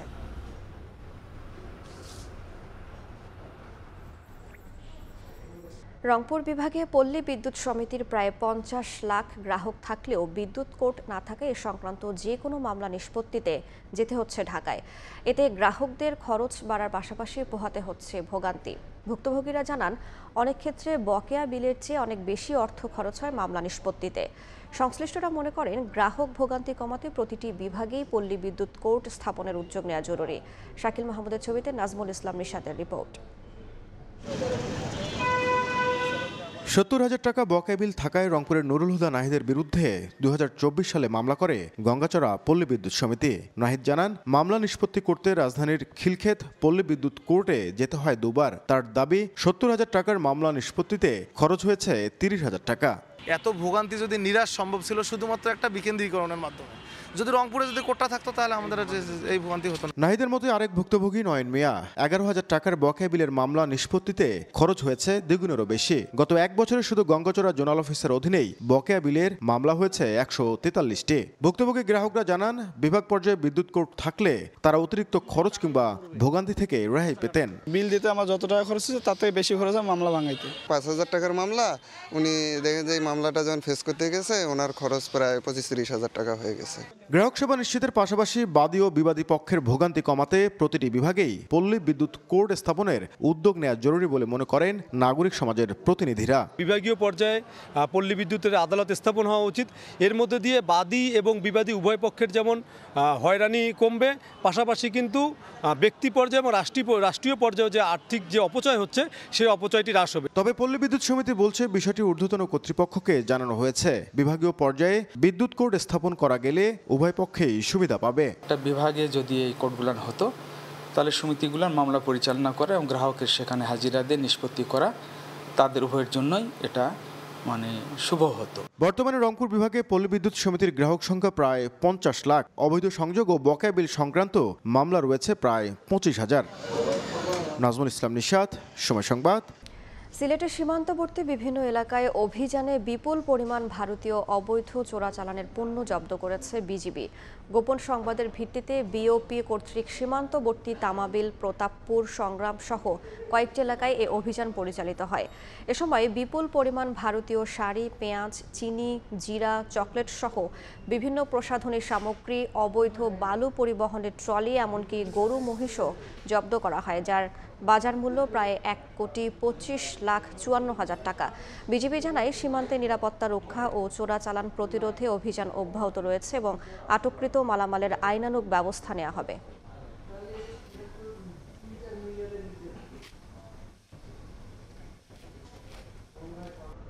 দেখছেন ভোরের সময়। জরাজীর্ণ ভবন, কখনো ঝুঁকি নিয়ে এক কক্ষে একাধিক শ্রেণী, কখনো বিদ্যালয়ের মাঠে ক্লাস হয়। এ কারণে পাঠদান ব্যাহত হচ্ছে গাইবান্ধার সাতারপাড়া মফিজ উদ্দিন দ্বিমুখী বালিকা উচ্চ বিদ্যালয়ে। একাধিকবার লিখিত আবেদন করেও সমাধান মেলেনি বলে জানান প্রধান শিক্ষক। বিষয়টি শিক্ষা প্রকৌশলের প্রধান কার্যালয়ে জানানো হয়েছে বলে জানান সংশ্লিষ্ট কর্মকর্তা। বিপ্লব ইসলামের রিপোর্ট। একটি টিনশেড কক্ষে পাশাপাশি দুই শিক্ষক দুই বিষয়ে পাঠদান করছেন। শিক্ষার্থীরাও গাদাগাদি করে বসে করছেন ক্লাস, আবার অন্য শ্রেণীর শিক্ষার্থীরা ক্লাস করছেন কক্ষের বাইরে খোলা আকাশের নিচে। দীর্ঘদিন ধরে জরাজীর্ণ অবস্থায় রয়েছে গাইবান্ধার পলাশবাড়ী উপজেলার সাতারপাড়া মফিজউদ্দিন দ্বিমুখী বালিকা উচ্চ বিদ্যালয়ের ভবন। নষ্ট টিনের চালা, ভঙ্গুর বাকি অবকাঠামো, কখনো ঝুঁকি নিয়ে এক কক্ষে একাধিক শ্রেণী, কখনো বিদ্যালয়ের মাঠে পাশাপাশি কয়েকটি শ্রেণীর ক্লাস হয়। এতে ব্যাহত হচ্ছে পাঠদান। পর্যাপ্ত ক্লাসরুম না থাকার কারণে সায়েন্স এবং আর্টস আমাদের একসঙ্গে ক্লাস করতে হচ্ছে, যার কারণে আমরা অনেক প্রবলেম পড়তেছি। আমাদের স্কুলের চার দেওয়ালেই ফেটে গেছে এবং যে কোনো সময় ধসে পড়তে পারে। এই কারণে আমাদের অনেক ঝুঁকির মধ্যে ক্লাস করতে হয়। খোলা মাঠে ক্লাস করতে হয়, গন্ধে ম্যাম আমাদের ক্লাসের রুম ঢুকতে পারে না। শিক্ষক, শিক্ষিকা এবং কর্মচারী বলতে গেলে একই রুমের মধ্যে আমরা সীমাবদ্ধ আছি। এখানে সেখানে বসার মতো কোনো একটা প্রয়োজনীয় আসবাবপত্র তো নেই। টিনশেড যে আমাদের প্রতিষ্ঠান, সেই চাল দিয়ে ফোঁটা ফোঁটা পানি, বৃষ্টির পানিতে বাচ্চারা ভিজে যায়, বই পুস্তক ভিজে যায়। ভবন নির্মাণ ও বসার ব্রেঞ্চ বরাদ্দের জন্য বিভিন্ন দপ্তরে একাধিকবার লিখিত আবেদন করেও সমাধান মেলেনি বলে জানান প্রধান শিক্ষক। আমাদের এই প্রতিষ্ঠানের জীর্ণশীর্ণ অবস্থাটা প্রায় প্রত্যেকটা সেক্টরে আবেদন দিয়েছি, তারা আমাকে আশ্বাস দিয়েছেন, কিন্তু দীর্ঘ সময় এখনো কোনো আশার আলো দেখছি না আমি। বিষয়টি শিক্ষা প্রকৌশলের প্রধান কার্যালয়ে জানানো হয়েছে। বরাদ্দ হলেই সমস্যা সমাধানের আশ্বাস সংশ্লিষ্ট কর্মকর্তার। স্কুল কর্তৃপক্ষ আমাদের সাথে যোগাযোগ করেছে, আমরা তাদের দরখাস্ত আমাদের প্রধান কার্যালয়ে, আমাদের প্রধান প্রকৌশলীভাবে পাঠিয়েছি। ওখান থেকে একটা পরবর্তীতে বরাদ্দ তারা দিবে। সাতারপাড়া মফিজউদ্দিন দ্বিমুখী বালিকা উচ্চ বিদ্যালয়ের শিক্ষার্থীর সংখ্যা 280 জন, শিক্ষক কর্মচারী রয়েছেন 18 জন। বিপ্লব ইসলাম, সময় সংবাদ, গাইবান্ধা। 2017 সালে ভেঙে গেছে সেতু, এরপর আর নতুন সেতু নির্মাণ না হওয়ায় দুর্ভোগে আছেন কুড়িগ্রামের রাজারহাটের ছিনাই ইউনিয়নের অন্তত 12টি গ্রামের বাসিন্দারা। দ্রুত নতুন সেতু নির্মাণের দাবি এলাকাবাসীর। নতুন সেতু নির্মাণে প্রস্তাবনা পাঠানোর কথা জানান সংশ্লিষ্ট কর্মকর্তা। বাদশা সৈকতের পাঠানো তথ্য, জামিল মিয়ার ছবি নিয়ে রিপোর্ট। ভেঙে আছে পাকা সেতু, চলাচলের জন্য পাশে বাড়ানো হয়েছে ড্রাম ও বাঁশ দিয়ে সাঁকো। 3 দশক আগে কুড়িগ্রামের রাজারহাট উপজেলার ছিনাই ইউনিয়নের মেকলি ও ছাটকালুয়া গ্রামের মাঝে কামারের ছড়া খালের উপর একটি সেতু নির্মাণ করা হয়। 2017 সালে বন্যায় ভেঙে যায় সেতুটির বেশিরভাগ অংশ। পরে নিজেদের চলাচলের জন্য কয়েক দফায় প্লাস্টিকের ড্রামের উপর বাঁশের সাঁকো নির্মাণ করেন স্থানীয়রা। বর্তমানে সেই সাঁকোটি অকেজো হয়ে পড়েছে, এতে দুর্ভোগে পড়েছেন এলাকাবাসী। দ্রুত নতুন সেতু নির্মাণের দাবি তাদের। আবাদ কিস্তি যা আছে ওদিকে আছে, কিন্তু আমরা আনার খুব কষ্ট হচ্ছে। আমরা হাট বাজারও যাইতে পারি না, হাট বাজার গেলে আমার 8 কিলো ঘুরে যাওয়া লাগে। এই 17 সাল থেকে 4 পর্যন্ত এটা সংস্কার করলো গ্রামীণ লোক। সরকারের কাছে আমাদের আবেদন ব্রিজটা যেন তাড়াতাড়ি নতুন হয়। সরেজমিন পরিদর্শন করে 131 ফুট দৈর্ঘ্যের নতুন সেতু নির্মাণের প্রস্তাবনা পাঠানোর কথা জানান সংশ্লিষ্ট কর্মকর্তা। ইতিমধ্যে আমরা সব দপ্তরে অনুমোদনের জন্য প্রস্তাব প্রেরণ করেছি। অনুমোদন পেলে বৃষ্টির কার্যক্রম গ্রহণ করা হবে। 1995 সালে নির্মিত 100 ফুট সেতুটি ভেঙে পানির নিচে চলে গেছে 75 ফুট। পটুয়াখালীতে তুহিন হত্যার বিচারের দাবিতে বিক্ষোভ মিছিল ও মানববন্ধন করেছে স্থানীয়রা। সোমবার দুপুরে জেলা প্রেস ক্লাব প্রাঙ্গণে ঘণ্টাব্যাপী কর্মসূচিতে অংশগ্রহণ করেন এলাকাবাসী। এ সময় তারা অভিযোগ করে বলেন, হত্যাকাণ্ডের 6 দিন পার হলেও আসামিরা এখনও প্রকাশ্যে ঘুরে বেড়াচ্ছে। জড়িতদের দ্রুত গ্রেফতার করে বিচার ও দৃষ্টান্তমূলক শাস্তির দাবি জানান তারা। এর আগে 1 সেপ্টেম্বর বিকেলে তুহিন বন্ধুদের সঙ্গে ঘুরতে যান। পরদিন নদী থেকে তার লাশ উদ্ধার করা হয়। এ ঘটনায় 4 সেপ্টেম্বর পটুয়াখালী সদর থানায় 3 জনকে আসামি করে একটি হত্যা মামলা করা হয়।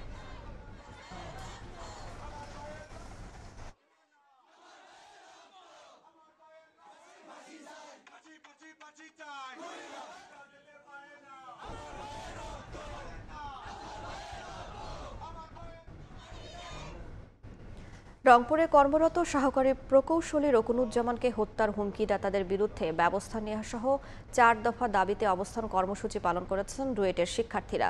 সোমবার বেলা 12টার দিকে নর্দার্ন ইলেকট্রিসিটি সাপ্লাই কোম্পানি লিমিটেডের সামনে জড়ো হয়ে অবস্থান কর্মসূচি শুরু করেন রাজশাহী বিজ্ঞান ও প্রযুক্তি বিশ্ববিদ্যালয়ের শিক্ষার্থীরা। এ সময় তারা বিক্ষোভ করেন। তাদের সঙ্গে কথা বলেন নেসকোর নির্বাহী পরিচালক আবু হায়াত মোহাম্মদ রহমতুল্লাহ। এ সময় দাবি মেনে নেয়ার আশ্বাস দিলে অবস্থান কর্মসূচি তুলে নেন আন্দোলনকারীরা।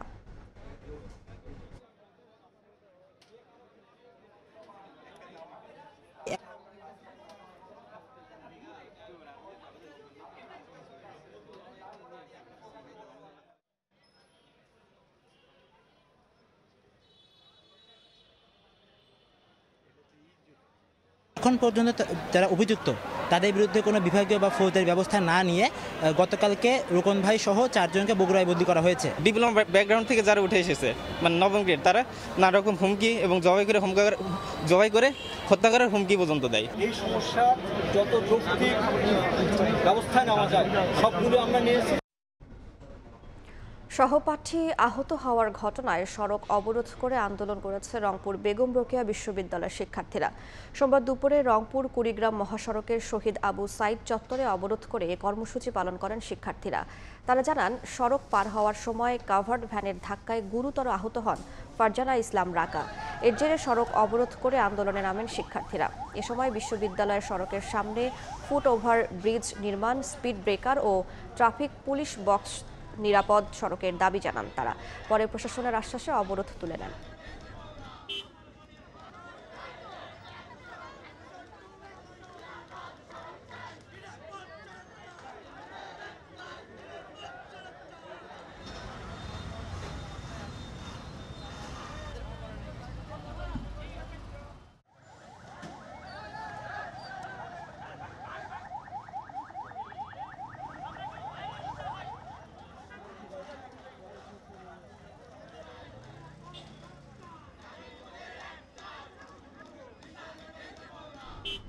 নারায়ণগঞ্জে 5 শতাধিক অবৈধ গ্যাসের সংযোগ বিচ্ছিন্ন করেছে তিতাস। সোমবার দুপুরে সোনারগাঁও উপজেলার পিরোজপুর ইউনিয়নের বিভিন্ন স্থানে এই অভিযান পরিচালনা করা হয়। এ সময় 3টি চুন কারখানা সহ 5 শতাধিক অবৈধ গ্যাসের সংযোগ বিচ্ছিন্ন করে তিতাস গ্যাস কর্তৃপক্ষ। এ সময় জব্দ করা হয় বিপুল সংখ্যক অবৈধ পাইপ, রাইজার ও 10টি বার্নার।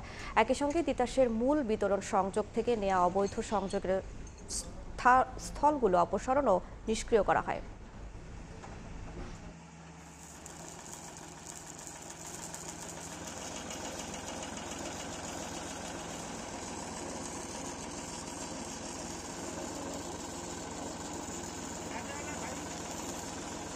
চাঁপাইনবাবগঞ্জে কোচিং থেকে ফেরার পথে ট্রাকের ধাক্কায় শিক্ষার্থী নিহত হয়েছেন।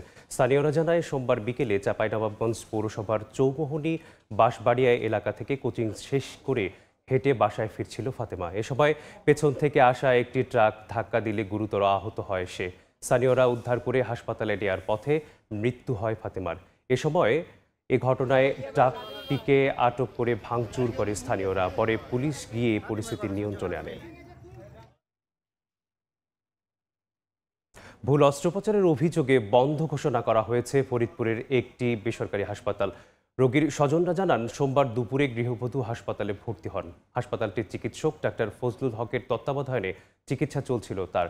সন্ধ্যা 7টার দিকে রোগীকে যে অপারেশন করার কথা তা না করে পিত্তথলির অপারেশন করেন ডাক্তার নজরুল ইসলাম। রোগীর শারীরিক অবস্থার অবনতি ঘটলে বিষয়টি জানানো হয়নি হলে চিকিৎসক পালিয়ে যান।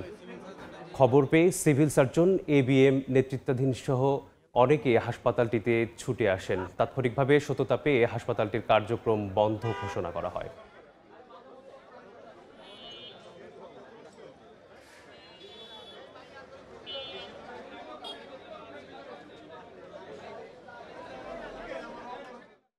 পাইলস অপারেশন হওয়ার কথা, সেখানে অপারেশন হয়েছে গল ব্লাডার, কোলেসিস্টেক্টমি অপারেশন হয়েছে। এখানে দুইটা পেশেন্ট ভর্তি ছিল, একটা পেশেন্ট পাইলসের আর একটা পেশেন্ট হলো গল ব্লাডারের। কর্তৃপক্ষের গাফিলতি আছে। তা আমি এখন এই হসপিটালটা এখনই বন্ধ করে দিচ্ছি এবং এখানে যে রুগীটা অপারেশন হয়েছে সেই রুগীটা ডায়াবেটিক মেডিকেল কলেজ হাসপাতালে আমরা রেফার করে দিচ্ছি। ফায়ার সার্ভিস স্টেশন আছে, তবে নেই ডুবুরি। এ কারণে দিনাজপুরে কোনো দুর্ঘটনায় ডুবুরির প্রয়োজন হলে সাহায্য নিতে হয় ৭৬ কিলোমিটার দূরের রংপুর থেকে। এ সময় ক্ষতি হয় অনেক।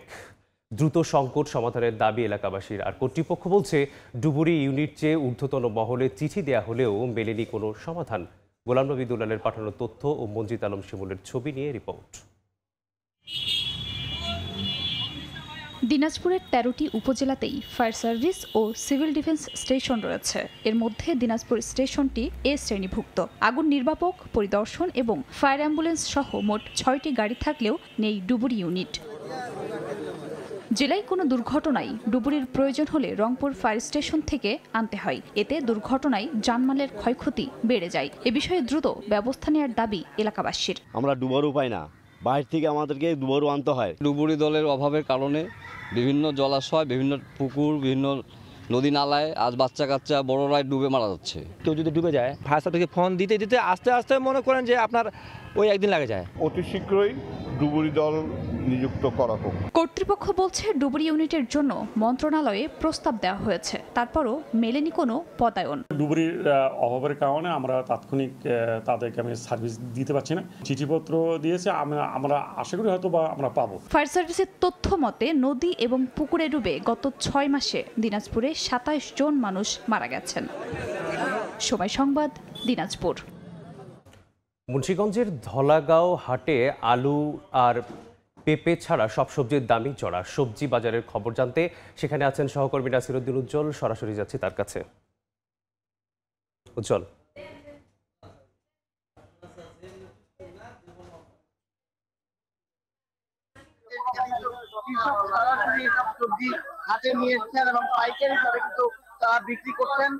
এই ভোরে যে সবজির পসরা বসানো হয়েছে সেখানে কিন্তু কৃষক সরাসরি এইসব সবজি হাটে নিয়ে এসছেন এবং পাইকারি দরে কিন্তু তারা বিক্রি করছেন। কিন্তু এখানে তারা বলছেন যে অতি বৃষ্টির কারণে, প্রাকৃতিক যে বৈরিতা, সে কারণে কিন্তু এবার সবজির আবাদ তাদের কম। জমির অনেক সবজি কিন্তু নষ্ট হয়ে গিয়েছে, সে কারণে কিন্তু বাজার চড়া এবং আগুন দামে একরকম কিন্তু সবজি বিক্রি হচ্ছে। এবং এখানকার যে পেঁপে বিক্রি হচ্ছে একটু কম দামে, সেটা তারা বলছেন যে 18 থেকে 20 টাকা কেজিতে, আর আলু বিক্রি হচ্ছে কিন্তু 13 থেকে 15 টাকা কেজিতে। আর সব সবজিরই কিন্তু দাম অনেক চড়া। এবং এখানে করলা বিক্রি হচ্ছে 90 টাকা কেজিতে, লাউ বিক্রি হচ্ছে 40 থেকে 70 টাকা পিস দরে, কালো বেগুন বিক্রি হচ্ছে 30 থেকে 60 টাকা কেজিতে, পুঁই শাক বিক্রি হচ্ছে 20 থেকে 25 টাকা কেজি, লাল শাক 30 থেকে 40, কাকরোল বিক্রি হচ্ছে 40 থেকে 70 টাকা পাইকারি দরে, বটবটি 70 থেকে 80, ডাটা বিক্রি হচ্ছে 140 থেকে 150 টাকা আটিতে, শশা বিক্রি হচ্ছে 50 থেকে 60 টাকা কেজি, পটল বিক্রি হচ্ছে 50 টাকা কেজি দরে, আর এখানে দুন্দল 45 থেকে 50, ঝিঙ্গা 60 থেকে 70, আর কাঁচামরিচ বিক্রি হচ্ছে 180 থেকে 200 টাকা। আর ধনেপাতার সৌরভ নিতে কিন্তু 300 টাকা কেজি গুনতে হচ্ছে, আর বিলাতি ধনেপাতা যেটি রয়েছে সেটি কিন্তু 200 টাকা কেজিতে। তো এখানকার যারা আড়তদার রয়েছেন তারা বলছেন যে এই যে ঐতিহ্যবাহী রামপাল এই অঞ্চলে যে উঁচু জমি, সেখানে কিন্তু অনেক সবজি আবাদ হয় এবং বিষমুক্ত সবজির কিন্তু কদর এখানে বেড়েছে, এবং কৃষি সম্প্রসারণ অধিদপ্তরের যে তত্ত্বাবধানে এখানে অনেক কৃষক কিন্তু এখন তারা যে এখানকার যে জৈবিক সার ব্যবহার করছে এবং কীটনাশক ছাড়াই কিন্তু তারা প্রাকৃতিক কিছু কৌশল ব্যবহার করে সবজি আবাদ করছে। সেই সবজি কিন্তু শুধু এই হাটে নয়, রাজধানী ঢাকায় যে কৃষকের হাট রয়েছে সেখানে কিন্তু সপ্তাহে 2 দিন নিয়ে যাচ্ছেন তারা। এবং এখানকার সবচেয়ে আকর্ষণীয় হচ্ছে যে লাউয়ের কিন্তু খুব সরবরাহ রয়েছে এবং 12 মাস কিন্তু এখানে এখন লাউ পাওয়া যাচ্ছে। এখন যে এই খরিফ 2 মৌসুম, যেটি জুলাই থেকে অক্টোবরের 14 তারিখ পর্যন্ত, এই মৌসুমে কিন্তু লাউয়ের এতটা দেখা মেলে না, কিন্তু প্রচুর লাউ কিন্তু পাওয়া যাচ্ছে এবং লাউয়ের দরও কিন্তু চড়া পাচ্ছে কৃষক। এবং তারা বলছেন যে অনেকে কিন্তু বাড়ির আঙিনায় বা চালার সঙ্গে লাউ চাষ করেছেন, এবং আপনারা দেখছেন লাউয়ের ডগারও কিন্তু প্রচুর পসরা এবং বড় বড় পসরা নিয়ে তারা এসছেন, এবং এই ডগা কিন্তু 40 থেকে 40 টাকা হালি পড়ছে এক একটা। তাদের যে মোটা তৈরি করেছে সেগুলো কিন্তু বেশ দামে বিক্রি হচ্ছে, এবং এগুলো চাহিদা রয়েছে শুধু মুন্সিগঞ্জ নয়, ঢাকা, নারায়ণগঞ্জ বিভিন্ন অঞ্চল থেকে কিন্তু এগুলো নিতে এসছে। এবং আপনারা দেখছেন কি মোটা আকারের ডাটা পাওয়া যাচ্ছে, এবং এই ডাটার আর পাশাপাশি কিন্তু তারা শাকও ব্যবহার করতে পারছেন। এবং এখানকার যে লাউ সহ নানা রকম সবজি কিন্তু রপ্তানি হচ্ছে বিভিন্ন দেশে, এবং এই অঞ্চলের যে বিষমুক্ত সবজি এই কিন্তু এই রপ্তানির পরিমাণ বেশি। তবে এখানে যারা চাষি রয়েছেন তাদের সবার কিন্তু আক্ষেপ হচ্ছে আলু নিয়ে, যে আলু উৎপাদনের যে সর্ববৃহৎ জেলা, সেখানকার যে আলুর উৎপাদন খরচ, তারা বলছেন যে 25 থেকে 27 টাকা হিমাগারে ভাড়া সহ আলুর কিন্তু পড়তা পড়েছে। সেই আলু কিন্তু তারা এখানে বিক্রি করতে পারছেন মাত্র হিমাগারে 11 থেকে 12 টাকায়, আর এই পাইকারি বাজার যেখানে সেখানে 13 থেকে 15 টাকা বিক্রি হচ্ছে, আর খুচরায় কিন্তু সর্বোচ্চ 18 টাকা আলু বিক্রি হচ্ছে। এই কারণে কিন্তু তাদের পুঁজি হারাতে বসছেন, এবং এখানকার যে হিমাগারগুলোতে সেখানে এখনো কিন্তু প্রায় 4.25 লাখ মেট্রিক টন আলু মজুদ রয়ে গিয়েছে, যেটি অন্যান্য সময় কিন্তু 2 লাখের কিছু বেশি থাকে। এই যে বাড়তি মজুদ, সেগুলো নিয়ে কিন্তু নানা রকম শঙ্কা কাজ করছে। তবে এখানে যে কৃষি উপদেষ্টা তিনি বলেছেন কিন্তু যে শীঘ্রই যে অন্তত 15 দিনের মধ্যে আলুর দর বাড়বে, সেই আশা নিয়ে কিন্তু কৃষক অপেক্ষা করছেন। আর এখানকার যে অন্যান্য সবজি, তারা বলছেন যে এই যে শরতের যে সময়টা চলছে, সবজির আবাদ কিন্তু অচিরেই বেড়ে যাবে। কারণ হচ্ছে যে এই বৃষ্টির যে প্রকোপ ছিল সেটি কিন্তু কমে আসছে, এবং সে কারণে কিন্তু যেসব জমি নষ্ট হয়ে গিয়েছিল সেগুলো কিন্তু নতুন করে তারা আবাদ শুরু করেছেন, এবং সেই সবুজের সৌরভ চারিদিকে এখন কিন্তু ছড়াতে শুরু করেছে। বিভিন্ন জমিতে কিন্তু আমরা লক্ষ্য করছি যে এই আশপাশের জমিগুলোতে কিন্তু নানা রকমের সবজি আবাদ শুরু হয়ে গেছে, এবং এদিকে যারা বর্ষা ছিল, বর্ষার মধ্যে কিন্তু নানা রকম তারা যে এই দাম তৈরি করে, ভিটে তৈরি করে, সেখানেও কিন্তু নানা রকম সবজি আবাদ করছেন। এবং এখানকার যে আড়িয়াল বিল, সেখানে কিন্তু বৈচিত্র্যপূর্ণ সবজি আবাদ হয়েছে। এই সব কিছু মিলে জেলার যে কৃষির সম্ভাবনা, সেটি কিন্তু অনেক রকম সম্ভাবনা হাতছানি দিয়ে ডাকছে। তবে এবার আলু মৌসুমের যে আলু আবাদ, সেটি নিয়ে কিন্তু শঙ্কা কাটছে না, কারণ চড়া দরে যে তারা সার কিনে, বীজ কিনে, বিশেষ করে হল্যান্ডের বীজ কিন্তু খুবই বেশি দরে কিনতে হয়েছিল। তারপরেও যে আলুর এই পরিস্থিতি, সে কারণে কিন্তু আগামী মৌসুমে আলুর আবাদটা নিয়ে কৃষি বিভাগ ভাবনায় পড়েছে। তবে আলুর বিকল্প হিসেবে অন্যান্য চাষাবাদের ব্যাপারে বলা হচ্ছে যে আপনারা জানেন যে দেশে যে আলুর চাহিদা তার চেয়ে কিন্তু অনেক বেশি আবাদ হয়েছে। কৃষি সম্প্রসারণ বলছে যে 1 কোটি মেট্রিক টন চাহিদা, সেখানে কিন্তু 1 কোটি 30 লাখ মেট্রিক টন আলু আবাদ হয়েছে। বলছেন তারা এই অতিরিক্ত আলু বিদেশে রপ্তানি না করা গেলে কিন্তু এই চ্যালেঞ্জ কমানো যাবে না, এবং সেখানে কিন্তু সরকার রপ্তানি ব্যাপারেও তারা আশার কথা বলেছেন যে আরও বেশি আলু রপ্তানি করা যায় কিভাবে সেই ব্যাপারে তারা দেখভাল করছেন। একই সঙ্গে সরকারিভাবে কিন্তু আলু কেনার ঘোষণা দেওয়া হয়েছে, সেটিও কিন্তু কার্যকর শুরু হওয়ার কথা রয়েছে, এবং প্রয়োজনে এই সরকারিভাবে আলু ক্রয়ের পরিমাণ আরও বাড়িয়ে দেওয়া হবে। আপনারা দেখছেন অনেক বড় আকারের যে এখানকার পেঁপে, এই পেঁপেগুলো কিন্তু কাঁচা পেঁপে বিক্রি হচ্ছে। কাঁচা পেঁপে কিন্তু বিক্রি হচ্ছে যে এখানে 20 টাকা পর্যন্ত। এই পেঁপে কিন্তু আবার কিছু সময় পেকে গেলে আবার সেগুলো আর একটু বেশি দামে বিক্রি হয়, এবং আপনারা দেখছেন যে কত ধরনের বৈচিত্র্যপূর্ণ পেঁপে, এবং এই স্থানীয় জাত ছাড়াও কিন্তু এখানে হাইব্রিডের পেঁপে রোপণ করা হচ্ছে, এবং এই যে দুন্দল, কহি এবং সব কিছু সারি সারি কিন্তু সাজিয়ে রাখা হয়েছে। এবং এই যে ভোর থেকে এই কৃষক নানা ধরনের সবজি নিয়ে আসেন, এগুলো কিন্তু সরাসরি সবজি নিয়ে আসছেন কৃষক, এবং তারা জমি থেকে তাজা সবজি তুলে এখানে নিয়ে আসেন বলে কিন্তু কদর বেশি, এবং নানা অঞ্চল থেকে কিন্তু এই পাইকার আসছেন, তারা পাইকারি দরে কিন্তু এই সবজি কিনে নিয়ে যাচ্ছেন খুচরা বাজারগুলোতে, এবং এই জেলার খুচরা বাজার ছাড়াও কিন্তু এই রাজধানী এবং নারায়ণগঞ্জ বিভিন্ন অঞ্চলে এই সবজি চলে যাচ্ছে এই মুন্সিগঞ্জের। তো এই ছিল মুন্সিগঞ্জ থেকে সবজির হাটের সবশেষ। পার্লামেন্টে আস্থা ভোটে হেরে গেছেন ফ্রান্সের প্রধানমন্ত্রী ফ্রাঁসোয়া বাইরু। সোমবার রাতে জাতীয় পরিষদে বিপুল ব্যবধানে পরাজিত হন ৭৪ বছর বয়সী এই নেতা। মাত্র ৯ মাস টিকে ছিলেন তিনি। নতুন প্রধানমন্ত্রী খোঁজার দৌড়ে এখন চাপে আছেন প্রেসিডেন্ট ইমানুয়েল ম্যাক্রো। জাতীয় পরিষদে বাজেট কাটছাট নিয়ে আস্থা ভোট ডেকে চরম ফাঁদে পড়লেন ফরাসি প্রধানমন্ত্রী ফ্রাঁসোয়া বাইরু। সরকারি ব্যয় $৫,২০০ কোটি কমানোর প্রস্তাবে ক্ষুব্ধ বিরোধীরা একজোট হয়ে ভোট দিলেন তার বিরুদ্ধে। এ কারণে ৩৬৪ বনাম ১৯৪ ভোটে ভেঙে পড়ল বাইরুর সরকার।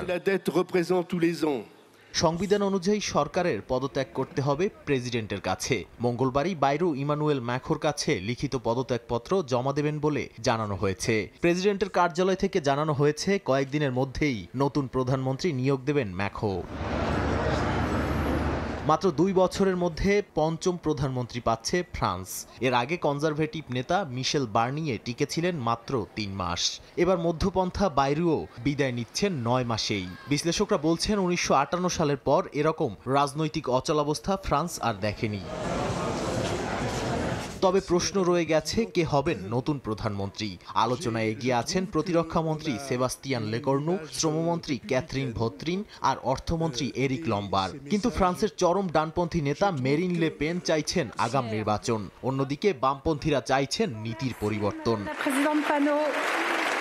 রাজনৈতিক বিশ্লেষকরা বলছেন বাইরুর পতন ম্যাখোকে ফেলেছে এক অনিশ্চয়তার মোড়ে। ফ্রান্সের বিপুল পরিমাণ ঋণ, ইউক্রেন যুদ্ধ আর গাজা সংকটের মাঝেই আবারও রাজনৈতিক ঝড়। ইউরোপের দ্বিতীয় বৃহত্তম অর্থনীতির ভবিষ্যৎ কোন দিকে যাবে সেদিকেই এখন নজর বিশ্ববাসীর।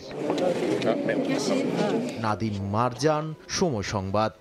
অবশেষে অবৈধ অভিবাসী ও আশ্রয় প্রার্থীদের স্থানান্তরের সিদ্ধান্ত নিয়েছে যুক্তরাজ্য। তাদের জন্য সামরিক ও বেসামরিক স্থাপনায় অস্থায়ী কেন্দ্র বানানোর পরিকল্পনা করছে দেশটির সরকার। স্টারমার প্রশাসনের নেয়া পদক্ষেপে দেশ জুড়ে সমালোচনার ঝড় উঠেছে। মারাত্মকভাবে কমে গেছে প্রধানমন্ত্রীর জনপ্রিয়তাও। ব্যাপক বিক্ষোভের মুখে অভিবাসী ইস্যুতে নতুন সিদ্ধান্ত নিয়েছে ব্রিটিশ সরকার। দেশটিতে অবৈধ অভিবাসী ও আশ্রয়প্রার্থীদের সেনা ব্যারাকে স্থানান্তরের সিদ্ধান্ত নিয়েছে স্টারমার প্রশাসন। যুক্তরাজ্যের স্বরাষ্ট্র দপ্তরের তথ্য বলছে, হোটেলে অবস্থানকারী আশ্রয়প্রার্থীর সংখ্যা ৪৫,০০০, যাদের পেছনে দৈনিক ব্যয় হয় ৬০ লাখ পাউন্ড, যার পুরোটাই আসে ব্রিটিশ করদাতাদের কাছ থেকে। এদিকে আশ্রয়প্রার্থী ও অবৈধ অভিবাসীদের নিয়ে স্টারমার সরকারের নেয়া পদক্ষেপে দেশ জুড়ে সমালোচনার ঝড় উঠেছে।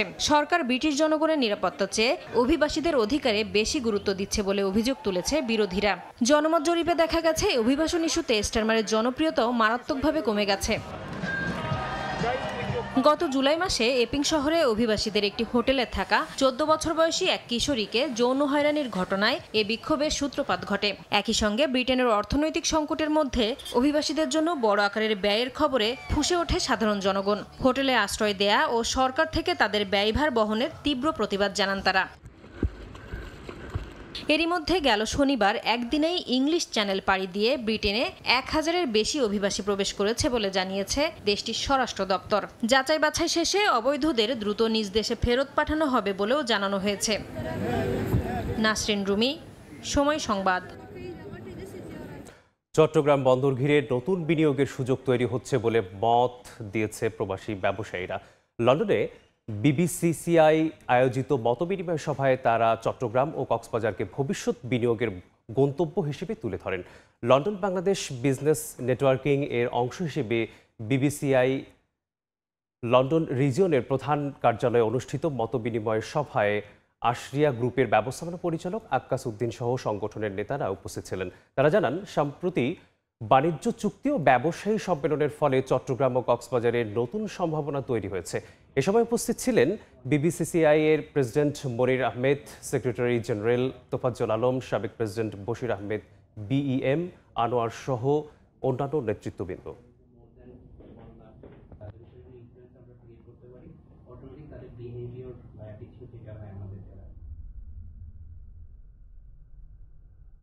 রেমিটেন্সের মাধ্যমে দেশের অর্থনৈতিক চাকা সচল রাখার পাশাপাশি নানামুখী উন্নয়নে অংশ নিতে আগ্রহী যুক্তরাষ্ট্রের প্রবাসী বাংলাদেশিরা। যুক্তরাষ্ট্রের লস অ্যাঞ্জেলেসের অদূরে উডলি পার্কে বৃহত্তর খুলনা অ্যাসোসিয়েশন অব ক্যালিফোর্নিয়ায় বার্ষিক উৎসবে এমন মন্তব্য করেন তারা। স্থানীয় সময়ে রোববার দিনব্যাপী এ আয়োজনে যোগ দেন প্রবাসীরা। অনুষ্ঠানে ক্রীড়া প্রতিযোগিতা, শিক্ষার্থী ও বিশিষ্টজনসহ বিশেষ অ্যাওয়ার্ড পুরস্কার বিতরণ ও মরক্কো সাংস্কৃতিক অনুষ্ঠান হয়। মালদ্বীপের ন্যাশনাল ডিফেন্স ফোর্সের আমন্ত্রণে সরকারি সফরে বাংলাদেশ প্রতিরক্ষা সার্ভিস কমান্ড অ্যান্ড স্টাফ কলেজের 52 সদস্যের একটি প্রতিনিধি দল। সফরে দুই দেশের উচ্চ পর্যায়ের সামরিক সহযোগিতা জোরদার করা হবে এবং কর্মকর্তারা সামরিক প্রশিক্ষণেও অংশ নেবেন। নবনিযুক্ত বাংলাদেশ হাই কমিশনের ডক্টর নাজমুল ইসলাম বলেন, এই সফরের মাধ্যমে দুই দেশের সম্পর্ক আরও মজবুত হবে।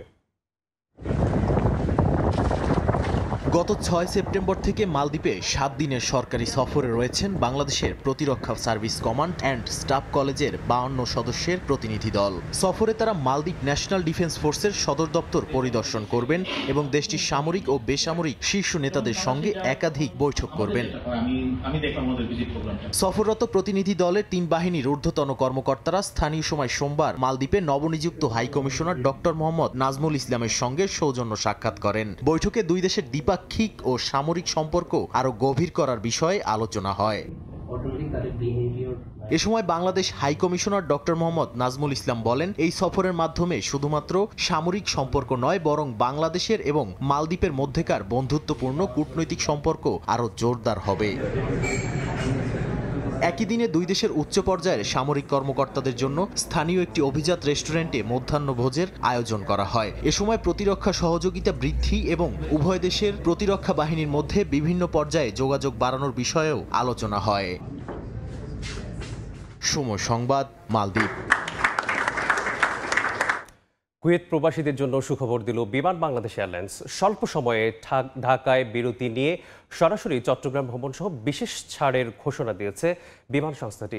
তবে বুকিংয়ের নামে সিট ব্লক করলে আইনি ব্যবস্থা নেওয়ার হুঁশিয়ারি দেওয়া হয়েছে। একই সঙ্গে অনুমোদনহীন ট্রাভেল এজেন্টের কাছ থেকে টিকিট না কিনতে প্রবাসীদের প্রতি আহ্বান জানানো হয়। কুয়েত থেকে মঈন সুমনের রিপোর্টে থাকছে বিস্তারিত। কুয়েতে বিভিন্ন আন্তর্জাতিক এয়ারলাইন্সের সঙ্গে প্রতিযোগিতায় টিকে থাকতে যাত্রী সেবায় নতুন সুবিধা ও ছাড় ঘোষণা করেছে বিমান বাংলাদেশ এয়ারলাইন্স। সর্বনিম্ন ভাড়ায় গালফ ক্লাস নামে নতুন ক্লাস চালু। কুয়েত থেকে ঢাকায় 3 ঘন্টা বিরতি দিয়ে চট্টগ্রামে ভ্রমণ, মহিলা, শিশু ও বয়স্ক যাত্রী এবং হুইলচেয়ার ব্যবহারকারীদের জন্য কুয়েত আন্তর্জাতিক বিমানবন্দরে আলাদা কাউন্টার চালুর উদ্যোগ নেওয়া হয়েছে। রোববার সন্ধ্যায় কুয়েতের মালিয়াস্ত বিমান অফিসে প্রবাসী সাংবাদিকদের সঙ্গে মত বিনিময় সভায় বিমান বাংলাদেশ এয়ারলাইন্সের নতুন কান্ট্রি ম্যানেজার AKM ফরহাদ এ তথ্য জানান। তিনি আরো বলেন, অনুমোদনহীন এজেন্ট থেকে টিকিট কিনে অনেক প্রবাসী প্রতারিত হচ্ছেন। প্রবাসীদের অনুরোধ করেন বৈধ ট্রাভেল এজেন্ট ব্যতীত টিকিট ক্রয় না করতে। টিকিট রিফান্ড প্রসঙ্গে কান্ট্রি ম্যানেজার জানান, এ ব্যাপারে শুধু ট্রাভেল এজেন্টের কথা নয়, গ্রাহকের কাছ থেকেও লিখিত আবেদন গ্রহণ করা হবে।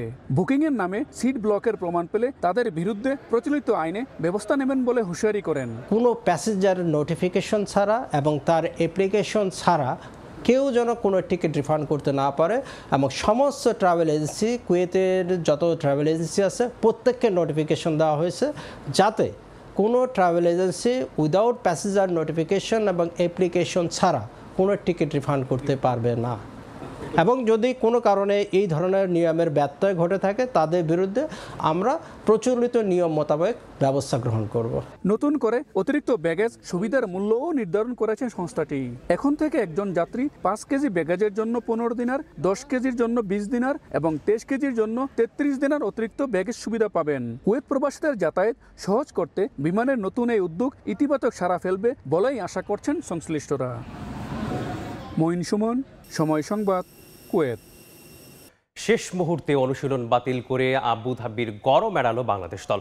ব্যাট বলে ঘাম না ছড়িয়ে টাইগাররা নিজেদের গুটিয়ে রাখে শীতাতপ নিয়ন্ত্রিত জিম সেশনে। যদিও দ্বিতীয় ধাপে আসা ক্রিকেটারদের সফরের ক্লান্তি এড়াতে এমন সিদ্ধান্ত বলে দাবি মিডিয়া ম্যানেজারের। জিমের পাশাপাশি এদিন রিকভারি সেশনেও করে লিটন কুমার দাসের দল। আবুধাবি থেকে আরও জানাচ্ছেন সাব্বির মিথুন। আবুধাবির এই স্টেডিয়ামে দীর্ঘ 11 মাস পর ফিরবে আন্তর্জাতিক ক্রিকেট। সেই সাথে বাংলাদেশ দলও আগামী 11 তারিখে শুরু করবে নিজেদের এশিয়া কাপ মিশন।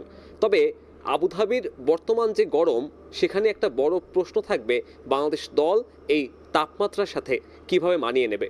এবং যখন 9 তারিখে প্রথম অনুশীলন সেশন হওয়ার কথা ছিল, বাংলাদেশ দল সেই অনুশীলন সেশনও বাতিল করলো একেবারে শেষ মুহূর্তে। তারা শীতাতপ নিয়ন্ত্রিত জিমে রিকভারি সেশন এবং জিম সেশন করেছে, তবে এই তাপমাত্রাতে ব্যাটিং বোলিং করে নিজেদেরকে ঝালিয়ে নেয়ার সুযোগ দেয়নি। অন্যদিকে একই গ্রুপের হংকং কিংবা আফগানিস্তান এই ধরনের কন্ডিশনে খেলার অভিজ্ঞতা সাম্প্রতিক সময়ে নিয়েছে। হংকং অনুশীলন করেছে একেবারে বিকেল নাগাদ, অর্থাৎ যখন তাপমাত্রা আরও বেশি থাকে। তবে বাংলাদেশ যেন অন্য মেরুতে দাঁড়িয়ে আছে। গরমের কথা স্বীকার না করলেও তারা অজুহাত দাঁড় করিয়েছে যে 2 ধাপে ক্রিকেটাররা আসার কারণে সেই ক্লান্তি দূর করতেই এই 9 তারিখের প্রথম অনুশীলন সেশনটা বন্ধ করা হয়েছে। তবে অজুহাত যাই দেয়া হোক না কেন, এই গরমের মাঝে যদি ব্যাটিং বোলিং সেশন তারা করতো তাহলে কিছুটা হলেও আন্দাজ করতে পারত 11 তারিখের ম্যাচে কেমন ধরনের পরিস্থিতি ক্রিকেটারদের ফেস করতে হবে। বাংলাদেশ দল জিম সেশন করেছে একটা লম্বা সময় এবং সেই সাথে সেই জিম সেশনের পরেই দলগতভাবে বাসে উঠে টিম হোটেলে ফিরে গিয়েছে। যখন ক্যাপ্টেন্স মিট, তখন লিটন কুমার দাসকে আবার যেতে হবে দুবাইতে, সেখানে অন্তত 1.5 ঘন্টার বেশি জার্নি করতে হবে। এরপর ফিরে এসেই হবে অনুশীলন, অর্থাৎ সেটাই হতে যাচ্ছে এই ভেন্যুতে বাংলাদেশ দলের প্রথম দলগত অনুশীলন। এখন দেখার বিষয় এই সেশনগুলোতে আসলে কতটুকু মানিয়ে নিতে পারে পেসাররা, কারণ আবুধাবির স্টেডিয়ামে পার্থক্য করে দিতে পারে বাংলাদেশ দলের ফাস্ট বোলাররা। আবুধাবির শেখ জায়েদ স্টেডিয়াম থেকে সাব্বির মিথুন, সময় সংবাদ। 11 বছর আগে বাংলাদেশে বসে বাংলাদেশকেই হারানোর স্মৃতি মনে আছে ম্যাচে 3 উইকেটে নেয়া নিজাকাত খানের। এবারও একই ঘটনার পুনরাবৃত্তি করতে চান হংকংয়ের এই অলরাউন্ডার। পছন্দ সাকিব আল হাসান, তবে বর্তমান বাংলাদেশ দলে ভয় ধরানোর মতো ক্রিকেটার তার চোখে পড়ে না। এশিয়া কাপের আগে আফগানদেরও হুমকি দিয়ে রাখলেন নিজাকাত। আবুধাবি থেকে সাব্বির মিথুনের প্রতিবেদন। টাইগার ক্রিকেটের পার ভক্ত হলে এই চেহারাটা নিশ্চয়ই চিনবেন। 14 বিশ্বকাপে বাংলাদেশের মাটিতে বাংলাদেশকেই কাঁদান নিজাকাত খান। টি-20 ফরম্যাটে দ্বিতীয়বারের মতন এশিয়া কাপ খেলতে যাচ্ছে হংকং এবং এবার তাদের লক্ষ্যটা বিশাল বড়, কারণ তারা নিজেরাও জানে এই টুর্নামেন্টে এবারের সংস্করণে সবচেয়ে ছোট দল তারা। তবে সেই ছোট দলের তকমাটাকে একপাশে রেখে বড় দলগুলোকে চমকে দেওয়ার লক্ষ্য হংকং দলের। এবং এই দলে 2 জন সদস্য রয়েছেন যাদের অভিজ্ঞতা আছে 2014-তে বাংলাদেশ দলকে হারানোর। 11 বছর পর আবারও বাংলাদেশের বিপক্ষে প্রতিযোগিতামূলক ম্যাচ খেলবে হংকং। চট্টগ্রামের অভিজ্ঞতা কাজে লাগিয়ে আরও একটা অঘটনের জন্ম দিতে চায় এই অলরাউন্ডার। বাংলাদেশকে তাদেরই ঘরের মাঠে হারানোটা স্পেশাল একটা বিষয়। এটা সহজ ছিল না, তারা ভালো খেলছিল, কিন্তু আমাদের স্পিনাররা ম্যাচটা দারুণভাবে নিজেদের দিকে ঘুরিয়েছিল। মনে রাখার মতো একটা জয়। বাংলাদেশ দলের সাকিব আল হাসানকে ভালো লাগে নিজাকাতের, তবে বর্তমান দলে ভয় ধরানোর মতো দেখছেন না কাউকে। টি-20 বলেই আত্মবিশ্বাসটা বেশি টিম হংকং এর। আমাদের সে বিশ্বাস আছে, টি-20 ক্রিকেটে 2-3 ওভারেই ম্যাচ বদলে যায়। এটা খুবই ফানি গেম। আমাদের দারুণ কিছু ক্রিকেটার আছেন। বাংলাদেশের বিপক্ষে খেলার জন্য আমরা প্রস্তুত। সাকিব আল হাসান আমার পছন্দের বাংলাদেশি ক্রিকেটার, তবে এই দলে তেমন হুমকি মনে করছি না কাউকে। হংকং এর পরীক্ষা শুরু আফগানদের বিপক্ষে। 5 দেখায় যাদের দুবার হারিয়েছে। রশিদ খানদেরও হুমকি দিয়ে রাখলেন এই ক্রিকেটার। টি-20 ক্রিকেটে কোনো থ্রেট নেই। নির্দিষ্ট দিনে আপনি ভালো খেললে যে কাউকে হারাতে পারবেন, সেটা যত শক্তিশালী দলই হোক না কেন। আমরা বাংলাদেশ আফগানিস্তানকেও হারিয়েছি। আমরা শুধু প্রথম বল থেকে নিজেদের সেরাটা দিতে চাই। হংকং আফগানিস্তান ম্যাচ দিয়েই পর্দা উঠবে এবারের এশিয়া কাপের। সাব্বির মিথুন, সময় সংবাদ, আবুধাবি, সংযুক্ত আরব আমিরাত। ফিক্সিংয়ের প্রমাণ না পেলেও দেশের বেশ কিছু আম্পায়ারের বিরুদ্ধে অভিযোগ এসেছে সভাপতি আমিনুল ইসলাম বুলবুলের হাতে। তাদের শোধরাতে কাজ করছেন বিসিবি বস। ক্রিকেটারদের পর এসব নিয়ে আম্পায়ারদের সঙ্গেও কর্মশালা করা হবে বলেও জানান তিনি। এছাড়া সাইমন টাফেল এসে আম্পায়ারদের গ্রেডিং করবেন। তামিম হোসেনের রিপোর্ট। কষ্টদায়ক তো বটে, ওই সময়টা স্ট্রাগল ছিল, বাট ক্রিকেটের প্রতি যে ভালোবাসাটা। এখনকার ক্রিকেট মানেই নেম, ফেম আর টাকার ছড়াছড়ি, কিন্তু 2 যুগ আগেও বাংলাদেশ ক্রিকেটের গল্পটা ছিল ভিন্ন। সে সময় ভালোবেসেই ক্রিকেট খেলতেন বুলবুলরা, যদিও সেই ক্রিকেটে এখন লেগেছে ফিক্সিং এর কলঙ্ক। দেশের ক্রিকেটেও এসব আলোচিত ঘটনা, যা কষ্ট দেয় বুলবুলদের। আমরা যখন শুরু করেছিলাম ক্রিকেট, আমাদেরকে $10 দেওয়া হতো। সেই $10 মধ্যে আমাদেরকে লাঞ্চও করতে হতো, ডিনারও করতে হতো। সেই টাকা বাঁচিয়ে আবার হিন্দি সিনেমা দেখতে যেতাম। চেন্নাই থেকে কলকাতায় এসেছি, তারপর ঢাকায় আসবো। ঢাকায় আসার যে ওই রাতে থাকার কোনো জায়গা ছিল না। তারপর একজনের থেকে টাকা ধার করে বাংলাদেশ ন্যাশনাল টিম একটা ছোট হোটেলে উঠেছিল।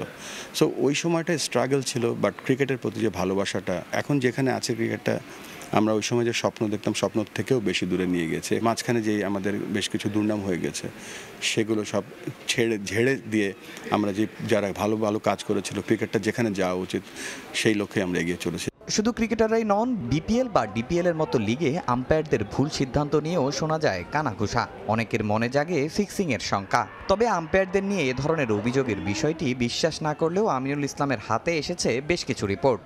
আমি এটা বিশ্বাস করি না যে কোনো আম্পায়ার ফিক্সিংয়ের সাথে জড়িত আছে বা ছিল। তবে যে দুষ্ট চক্র যারা এই কাজটা করে, তাদেরকে প্রতিহত করার জন্য আমাদের কাছে কিছু রিপোর্ট এসছে, সেটা নিয়ে কাজ করছি। আমরা একটা শক্তিশালী এসিইউ ইউনিট আমাদের করার প্ল্যান করছি, যেখানে দেশব্যাপী ক্রিকেট শুধু স্বচ্ছ হবে না, আমরা খেলাটাকে প্রোটেক্ট করতে হবে। আমাদের প্রধান কাজ হচ্ছে তাদেরকে এডুকেট করা, তাদেরকে ব্যাপারটা বোঝানো, এবং সেটা আমরা এই এনসিএল এবং 3rd ডিভিশন ক্রিকেট থেকে শুরু করব। তবে সবচেয়ে কষ্টের জীবন পার করছেন জেলা ও বিভাগে কাজ করা আম্পায়াররা। জেলায় জেলায় লিগ নেই বহু বছর ধরে। নতুন নীতি অনুসারে তাদের ঢাকায় আনার পরিকল্পনা নেই বোর্ডের। বিকল্প ভাবছেন বুলবুল। ঢাকায় নিয়ে আসার পরিকল্পনাটা আমরা বাদ দিয়েছি। আমরা রিজনে ঢাকার মতোই খেলা হবে, সেখানেই তারা কাজ করবে। হয় অবশ্যই একটা জাতীয় প্যানেল হবে, সেই জাতীয় প্যানেলে তাদেরকে ডাকা হবে তাদের যোগ্যতা অনুযায়ী। নেক্সট লেভেলে নেওয়ার জন্য একটা গ্রেডিং লাগে। যেখানে ধরেন একটা আম্পায়ারকে কীভাবে আপনি বলেন যে এই আম্পায়ারটা বেশি ভালো, ওই আম্পায়ারটা আরেকটু বেশি ভালো, তার একটা গ্রেডিং দরকার হয়। তো সেই কাজগুলো সাইমন টাফেলের আন্ডারে কাজ করা হবে। টুভার প্ল্যানের মধ্যে দেখেছি যে শুধুমাত্র তারা আম্পায়ার তৈরি করছে না, আম্পায়ার প্রশিক্ষক দেশেই তৈরি করছে। সাইমন টাফেল 2 বছরের জন্য আসবে, তার পরবর্তীতে যেন আমাদের লোকাল টিউটররা দেশব্যাপী, যেখানে আমরা ডিসেন্ট্রালাইজ করছি, তো ডিসেন্ট্রালাইজ করার সময় তো আমাদের দেশব্যাপী quality umpire, quality coach, quality curator থাকতে হবে। তো সেই কাজগুলোর একটা বড় অংশ আমরা শুরু করে দিয়েছি। অতীতের কষ্ট থেকে উঠে আসা ক্রিকেটার আমিনুল ইসলাম এখন লড়ছেন ক্রিকেটের সততা ও স্বচ্ছতা ফেরাতে। ক্রিকেটকে সামনে এগিয়ে নিয়ে যাওয়া যায় কিভাবে। তামিম হোসেন, সময় সংবাদ, সিলেট। শঙ্কা ও গুঞ্জন থাকলেও যথাসময়ে হবে বাংলাদেশ ক্রিকেট বোর্ডের নির্বাচন, যেখানে বিসিবিকে পূর্ণ সহায়তার আশ্বাস দিয়েছে যুব ও ক্রীড়া মন্ত্রণালয়। গেল 1 বছরে ক্রীড়াঙ্গনের সরকারের সফলতা ও ব্যর্থতা নিয়ে সিনিয়র সাংবাদিকদের সঙ্গে আলোচনা শেষে এমন মন্তব্যই করেন যুব ও ক্রীড়া উপদেষ্টা আসিফ মাহমুদ সজীব ভূঁইয়া। আলোচনায় উপস্থিত ছিলেন বিসিবি সভাপতি আমিনুল ইসলাম বুলবুল। সময় যত ঘনিয়ে আসছে ততই কানাঘুষা বাড়ছে বাংলাদেশ ক্রিকেট বোর্ডের নির্বাচন নিয়ে। বিসিবির নির্বাচনে সভাপতি পদের লড়াইয়ে দেখা যেতে পারে দুই হেভিওয়েট প্রার্থী, বর্তমান প্রেসিডেন্ট আমিনুল ইসলাম বুলবুল ও সাবেক অধিনায়ক তামিম ইকবালকে। গুঞ্জন শোনা যাচ্ছে সভাপতি পদে লড়তে পারেন বোর্ডের সাবেক সভাপতি ফারুক আহমেদও।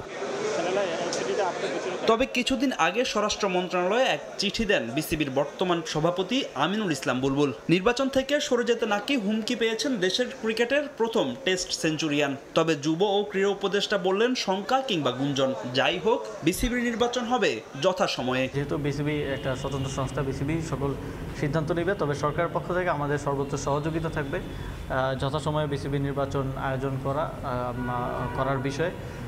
এক্ষেত্রে নানা ধরনের গুঞ্জন শোনা যায়, তবে আমাদের দিক থেকে চেষ্টা থাকবে যেন আমরা যথাসময়ে নির্বাচনটা আয়োজন করতে পারি।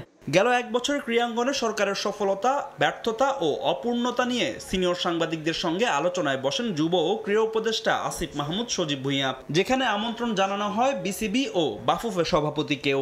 সাংবাদিকদের কাছ থেকে বিভিন্ন বিষয়ে পরামর্শ নেন উপদেষ্টা। অনেকগুলো গুরুত্বপূর্ণ ইনসাইট, মতামত, পরামর্শ আমরা পেয়েছি এবং আমি নোটও নিয়েছি। খুব ভালো ভালো কিছু পরামর্শ এসেছে, যেমন স্পোর্টসে যারা স্পন্সর করে তাদেরকে নিয়ে একটা কর্পোরেট সামিট আয়োজন করা, স্কুল কলেজের মাঠগুলোকে খেলার জন্য শহরগুলোতে আপনারা যেন উন্মুক্ত করা যায় কিনা, এই বিষয়গুলো নিয়ে আমি মনে করি কাজ করার সুযোগ আছে। ক্রীড়া মন্ত্রণালয়ের অবকাঠামো উন্নয়ন করে দেশের ক্রীড়া খাতকে এগিয়ে নেওয়ার প্রত্যাশা ক্রীড়া উপদেষ্টার। ফাহিম ইসলাম, সময় সংবাদ, ঢাকা। আসন্ন বিসিবি নির্বাচনে তামিম ইকবাল অংশ নেয়ায় নির্বাচন থেকে সরে দাঁড়ানোর সিদ্ধান্ত নিয়েছেন আকরাম খান। একই সঙ্গে একই পরিবারের দুজন সদস্য নির্বাচনে ভালো চোখে দেখছেন না তিনি।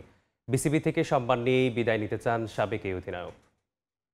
ফ্যামিলি থেকে দুইটা লোক থাকাটা এটা আমার কাছে পছন্দ না, এবং আমি যেহেতু ও তো আমার ছোট, আমার ছেলের মতো, ও আমার কোলে, ওকে আমি নিয়েছি, তো এই জন্য আমি এটা এখানে সরে আসছি আর কি, যে এটা ইট ডাজন্ট লুক গুড যে আপনার দুইজন থাকা প্লাস একজন চিফ থাকবে, বয়সেরও তো একটা ব্যাপার আছে। সব কিছু মিলে আমি সিদ্ধান্ত নিয়েছি যে আমি আপনার ইলেকশন করব। ৮ দলের প্রতিনিধির উপস্থিতিতে উন্মোচন হয়েছে এবারের এনসিএল টি-20 আসরের লোগো। অনুষ্ঠানে উপস্থিত ছিলেন বিসিবি সভাপতি আমিনুল ইসলাম বুলবুল। ফিক্সিং ইস্যু নিয়ে নানা বিতর্ক থাকায় এবারের এনসিএল আসরে সতর্ক থাকার আহ্বান তার। যদিও বিপিএল এর ফিক্সিং অভিযোগের চূড়ান্ত রিপোর্ট না পাওয়ায় অভিযুক্তদের খেলানোর ইঙ্গিত দিয়েছেন বিসিবি সভাপতি। তবে আসর শুরুর আগে ফিক্সিং তদন্তের রিপোর্ট পেলে পদক্ষেপ নিতে চান এনসিএল কমিটির চেয়ারম্যান আকরাম খান।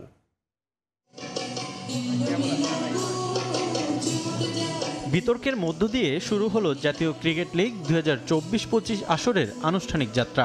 জাঁকজমকপূর্ণ আয়োজনে রাজধানীর একটি 5 তারকা হোটেলে উন্মোচন করা হয়েছে এবারের আসরের লোগো। অনুষ্ঠানে উপস্থিত ছিলেন বিসিবি সভাপতি আমিনুল ইসলাম বুলবুল সহ জাতীয় দলের সাবেক 4 অধিনায়ক এবং এনসিএল দলের প্রতিনিধিরা। এনসিএলের প্রতিটি আসরের গ্র্যান্ড লঞ্চ অনুষ্ঠানে আনুষ্ঠানিকভাবে ঘোষণা করা হয় প্রতিটি দলের পূর্ণাঙ্গ স্কোয়াড। তবে এবারের আয়োজন অবাক করেছে সবাইকে।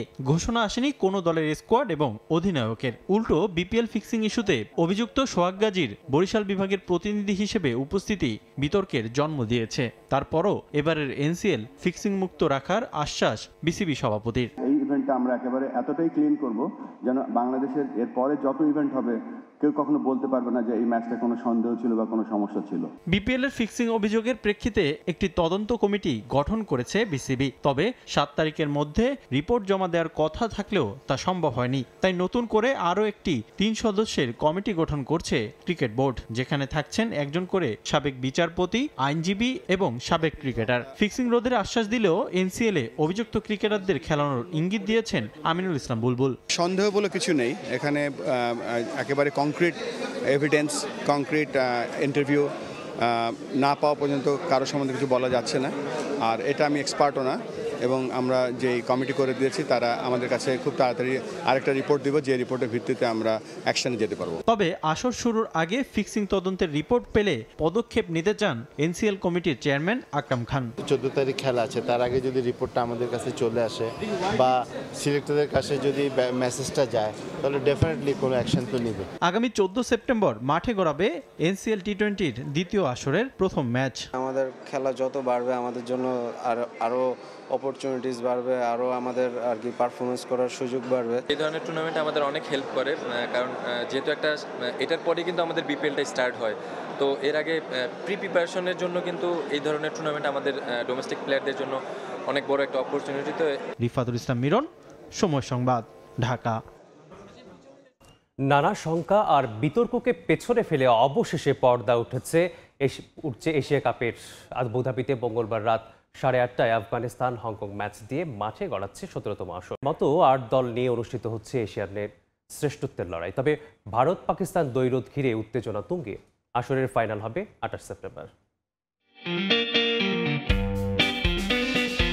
মাস দেড়েক আগেও ছিল চরম অনিশ্চয়তা। অনেকে ধরেই নিয়েছিলেন এবছর এশিয়া কাপ হচ্ছে না। পেহেলগাম কাণ্ড উস্কে দেয় ভারত পাকিস্তান দ্বন্দ্ব, আর তাতে ভূ রাজনৈতিক পরিস্থিতির সঙ্গে উত্তপ্ত হয় ক্রিকেটাঙ্গনও। সে কারণেই এশিয়া কাপ আয়োজন একরকম অসম্ভব মনে হতে থাকে। যদিও ঢাকায় এশিয়ান ক্রিকেট কাউন্সিলের বার্ষিক সাধারণ সভার সফল আয়োজনের মধ্য দিয়ে বদলে যায় দৃশ্যপট।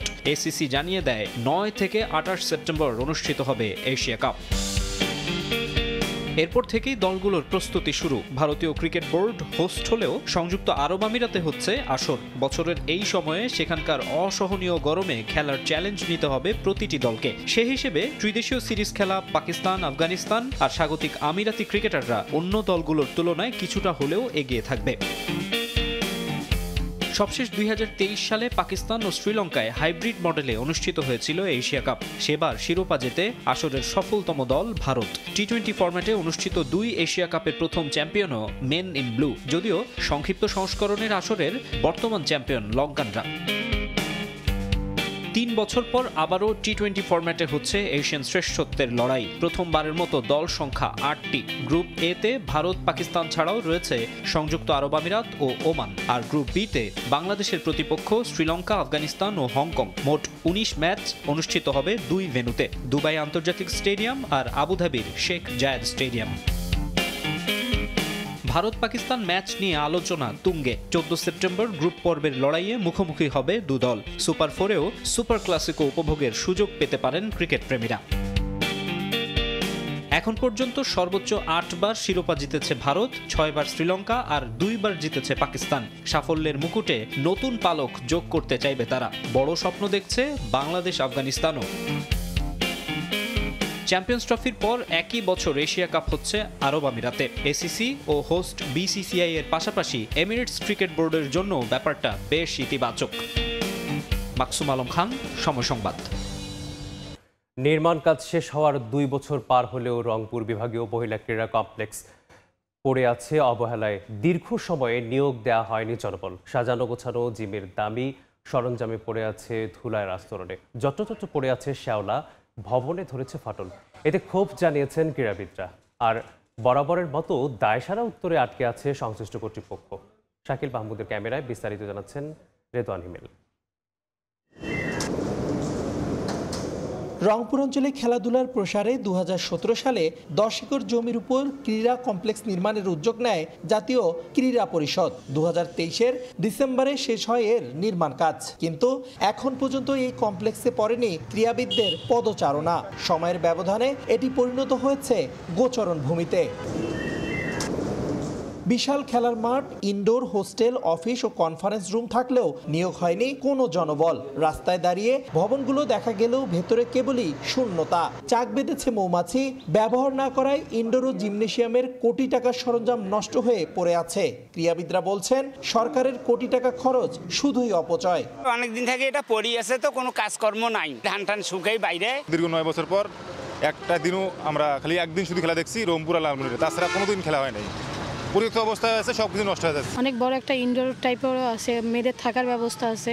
তো দিন শেষে এই যে এত বছর ধরে এটা পড়ে আছে, কোনো মানে আমার কাছে মনে হচ্ছে যে এটা সম্পূর্ণ টাকাটাই বৃথা যাচ্ছে, যে ওখানে যে খরচটা হয়েছে। বরাবরের মতো দায়সারা উত্তর সংশ্লিষ্ট কর্তৃপক্ষের। কিভাবে আমরা প্রোগ্রাম হাতে নিতে পারি, কিভাবে কাজ করতে পারি, এটা আমাদের একটা ফার্স্ট মিটিং হওয়া দরকার।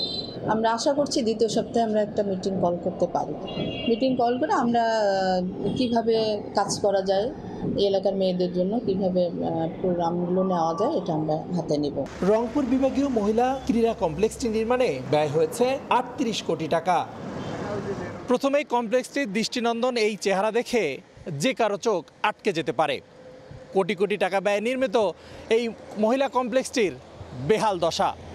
গত 9 বছর আগে নির্মাণের পর এখন পরিণত হয়েছে পরিত্যক্ত ভূমিতে। রেদওয়ান হিমেল, সময় সংবাদ, রংপুর। ব্রাহ্মণবাড়িয়ার সরাইল উপজেলায় অনুষ্ঠিত হয়ে গেল ঐতিহ্যবাহী লাঠি খেলা।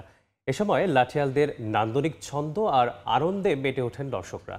তাদের করতালি আর হর্ষধ্বনি উৎসাহ যোগায় খেলোয়াড়দের। দর্শকদেরও খালি হাতে ফেরাননি লাঠিয়ালরা। তাদের অপূর্ব ক্রীড়া নৈপুণ্যে মোহিত হন সবাই।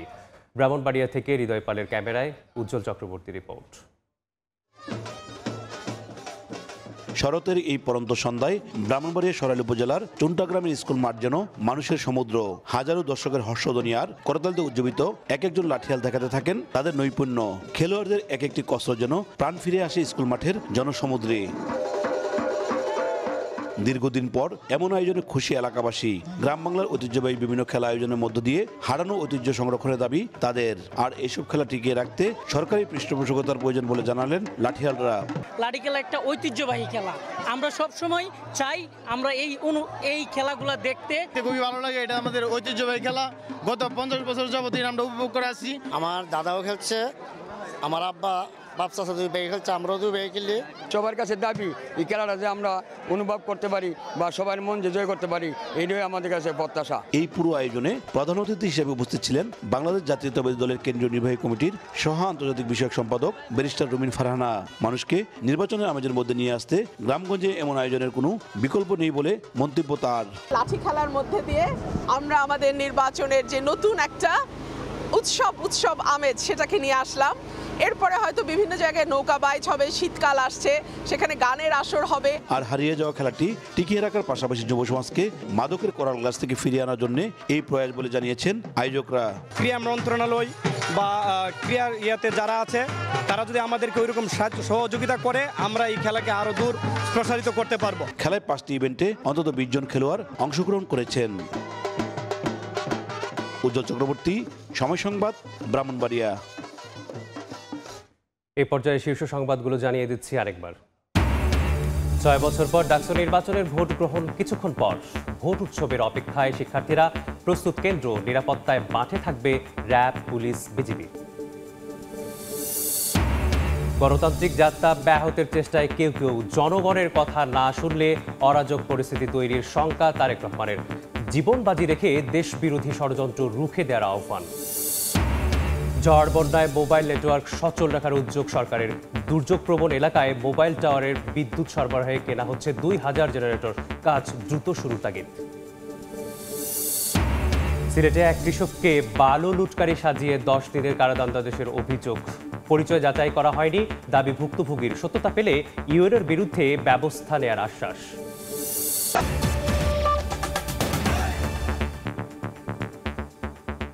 এ ছিল ভোরের সময়ের সঙ্গেই থাকুন সময়ের।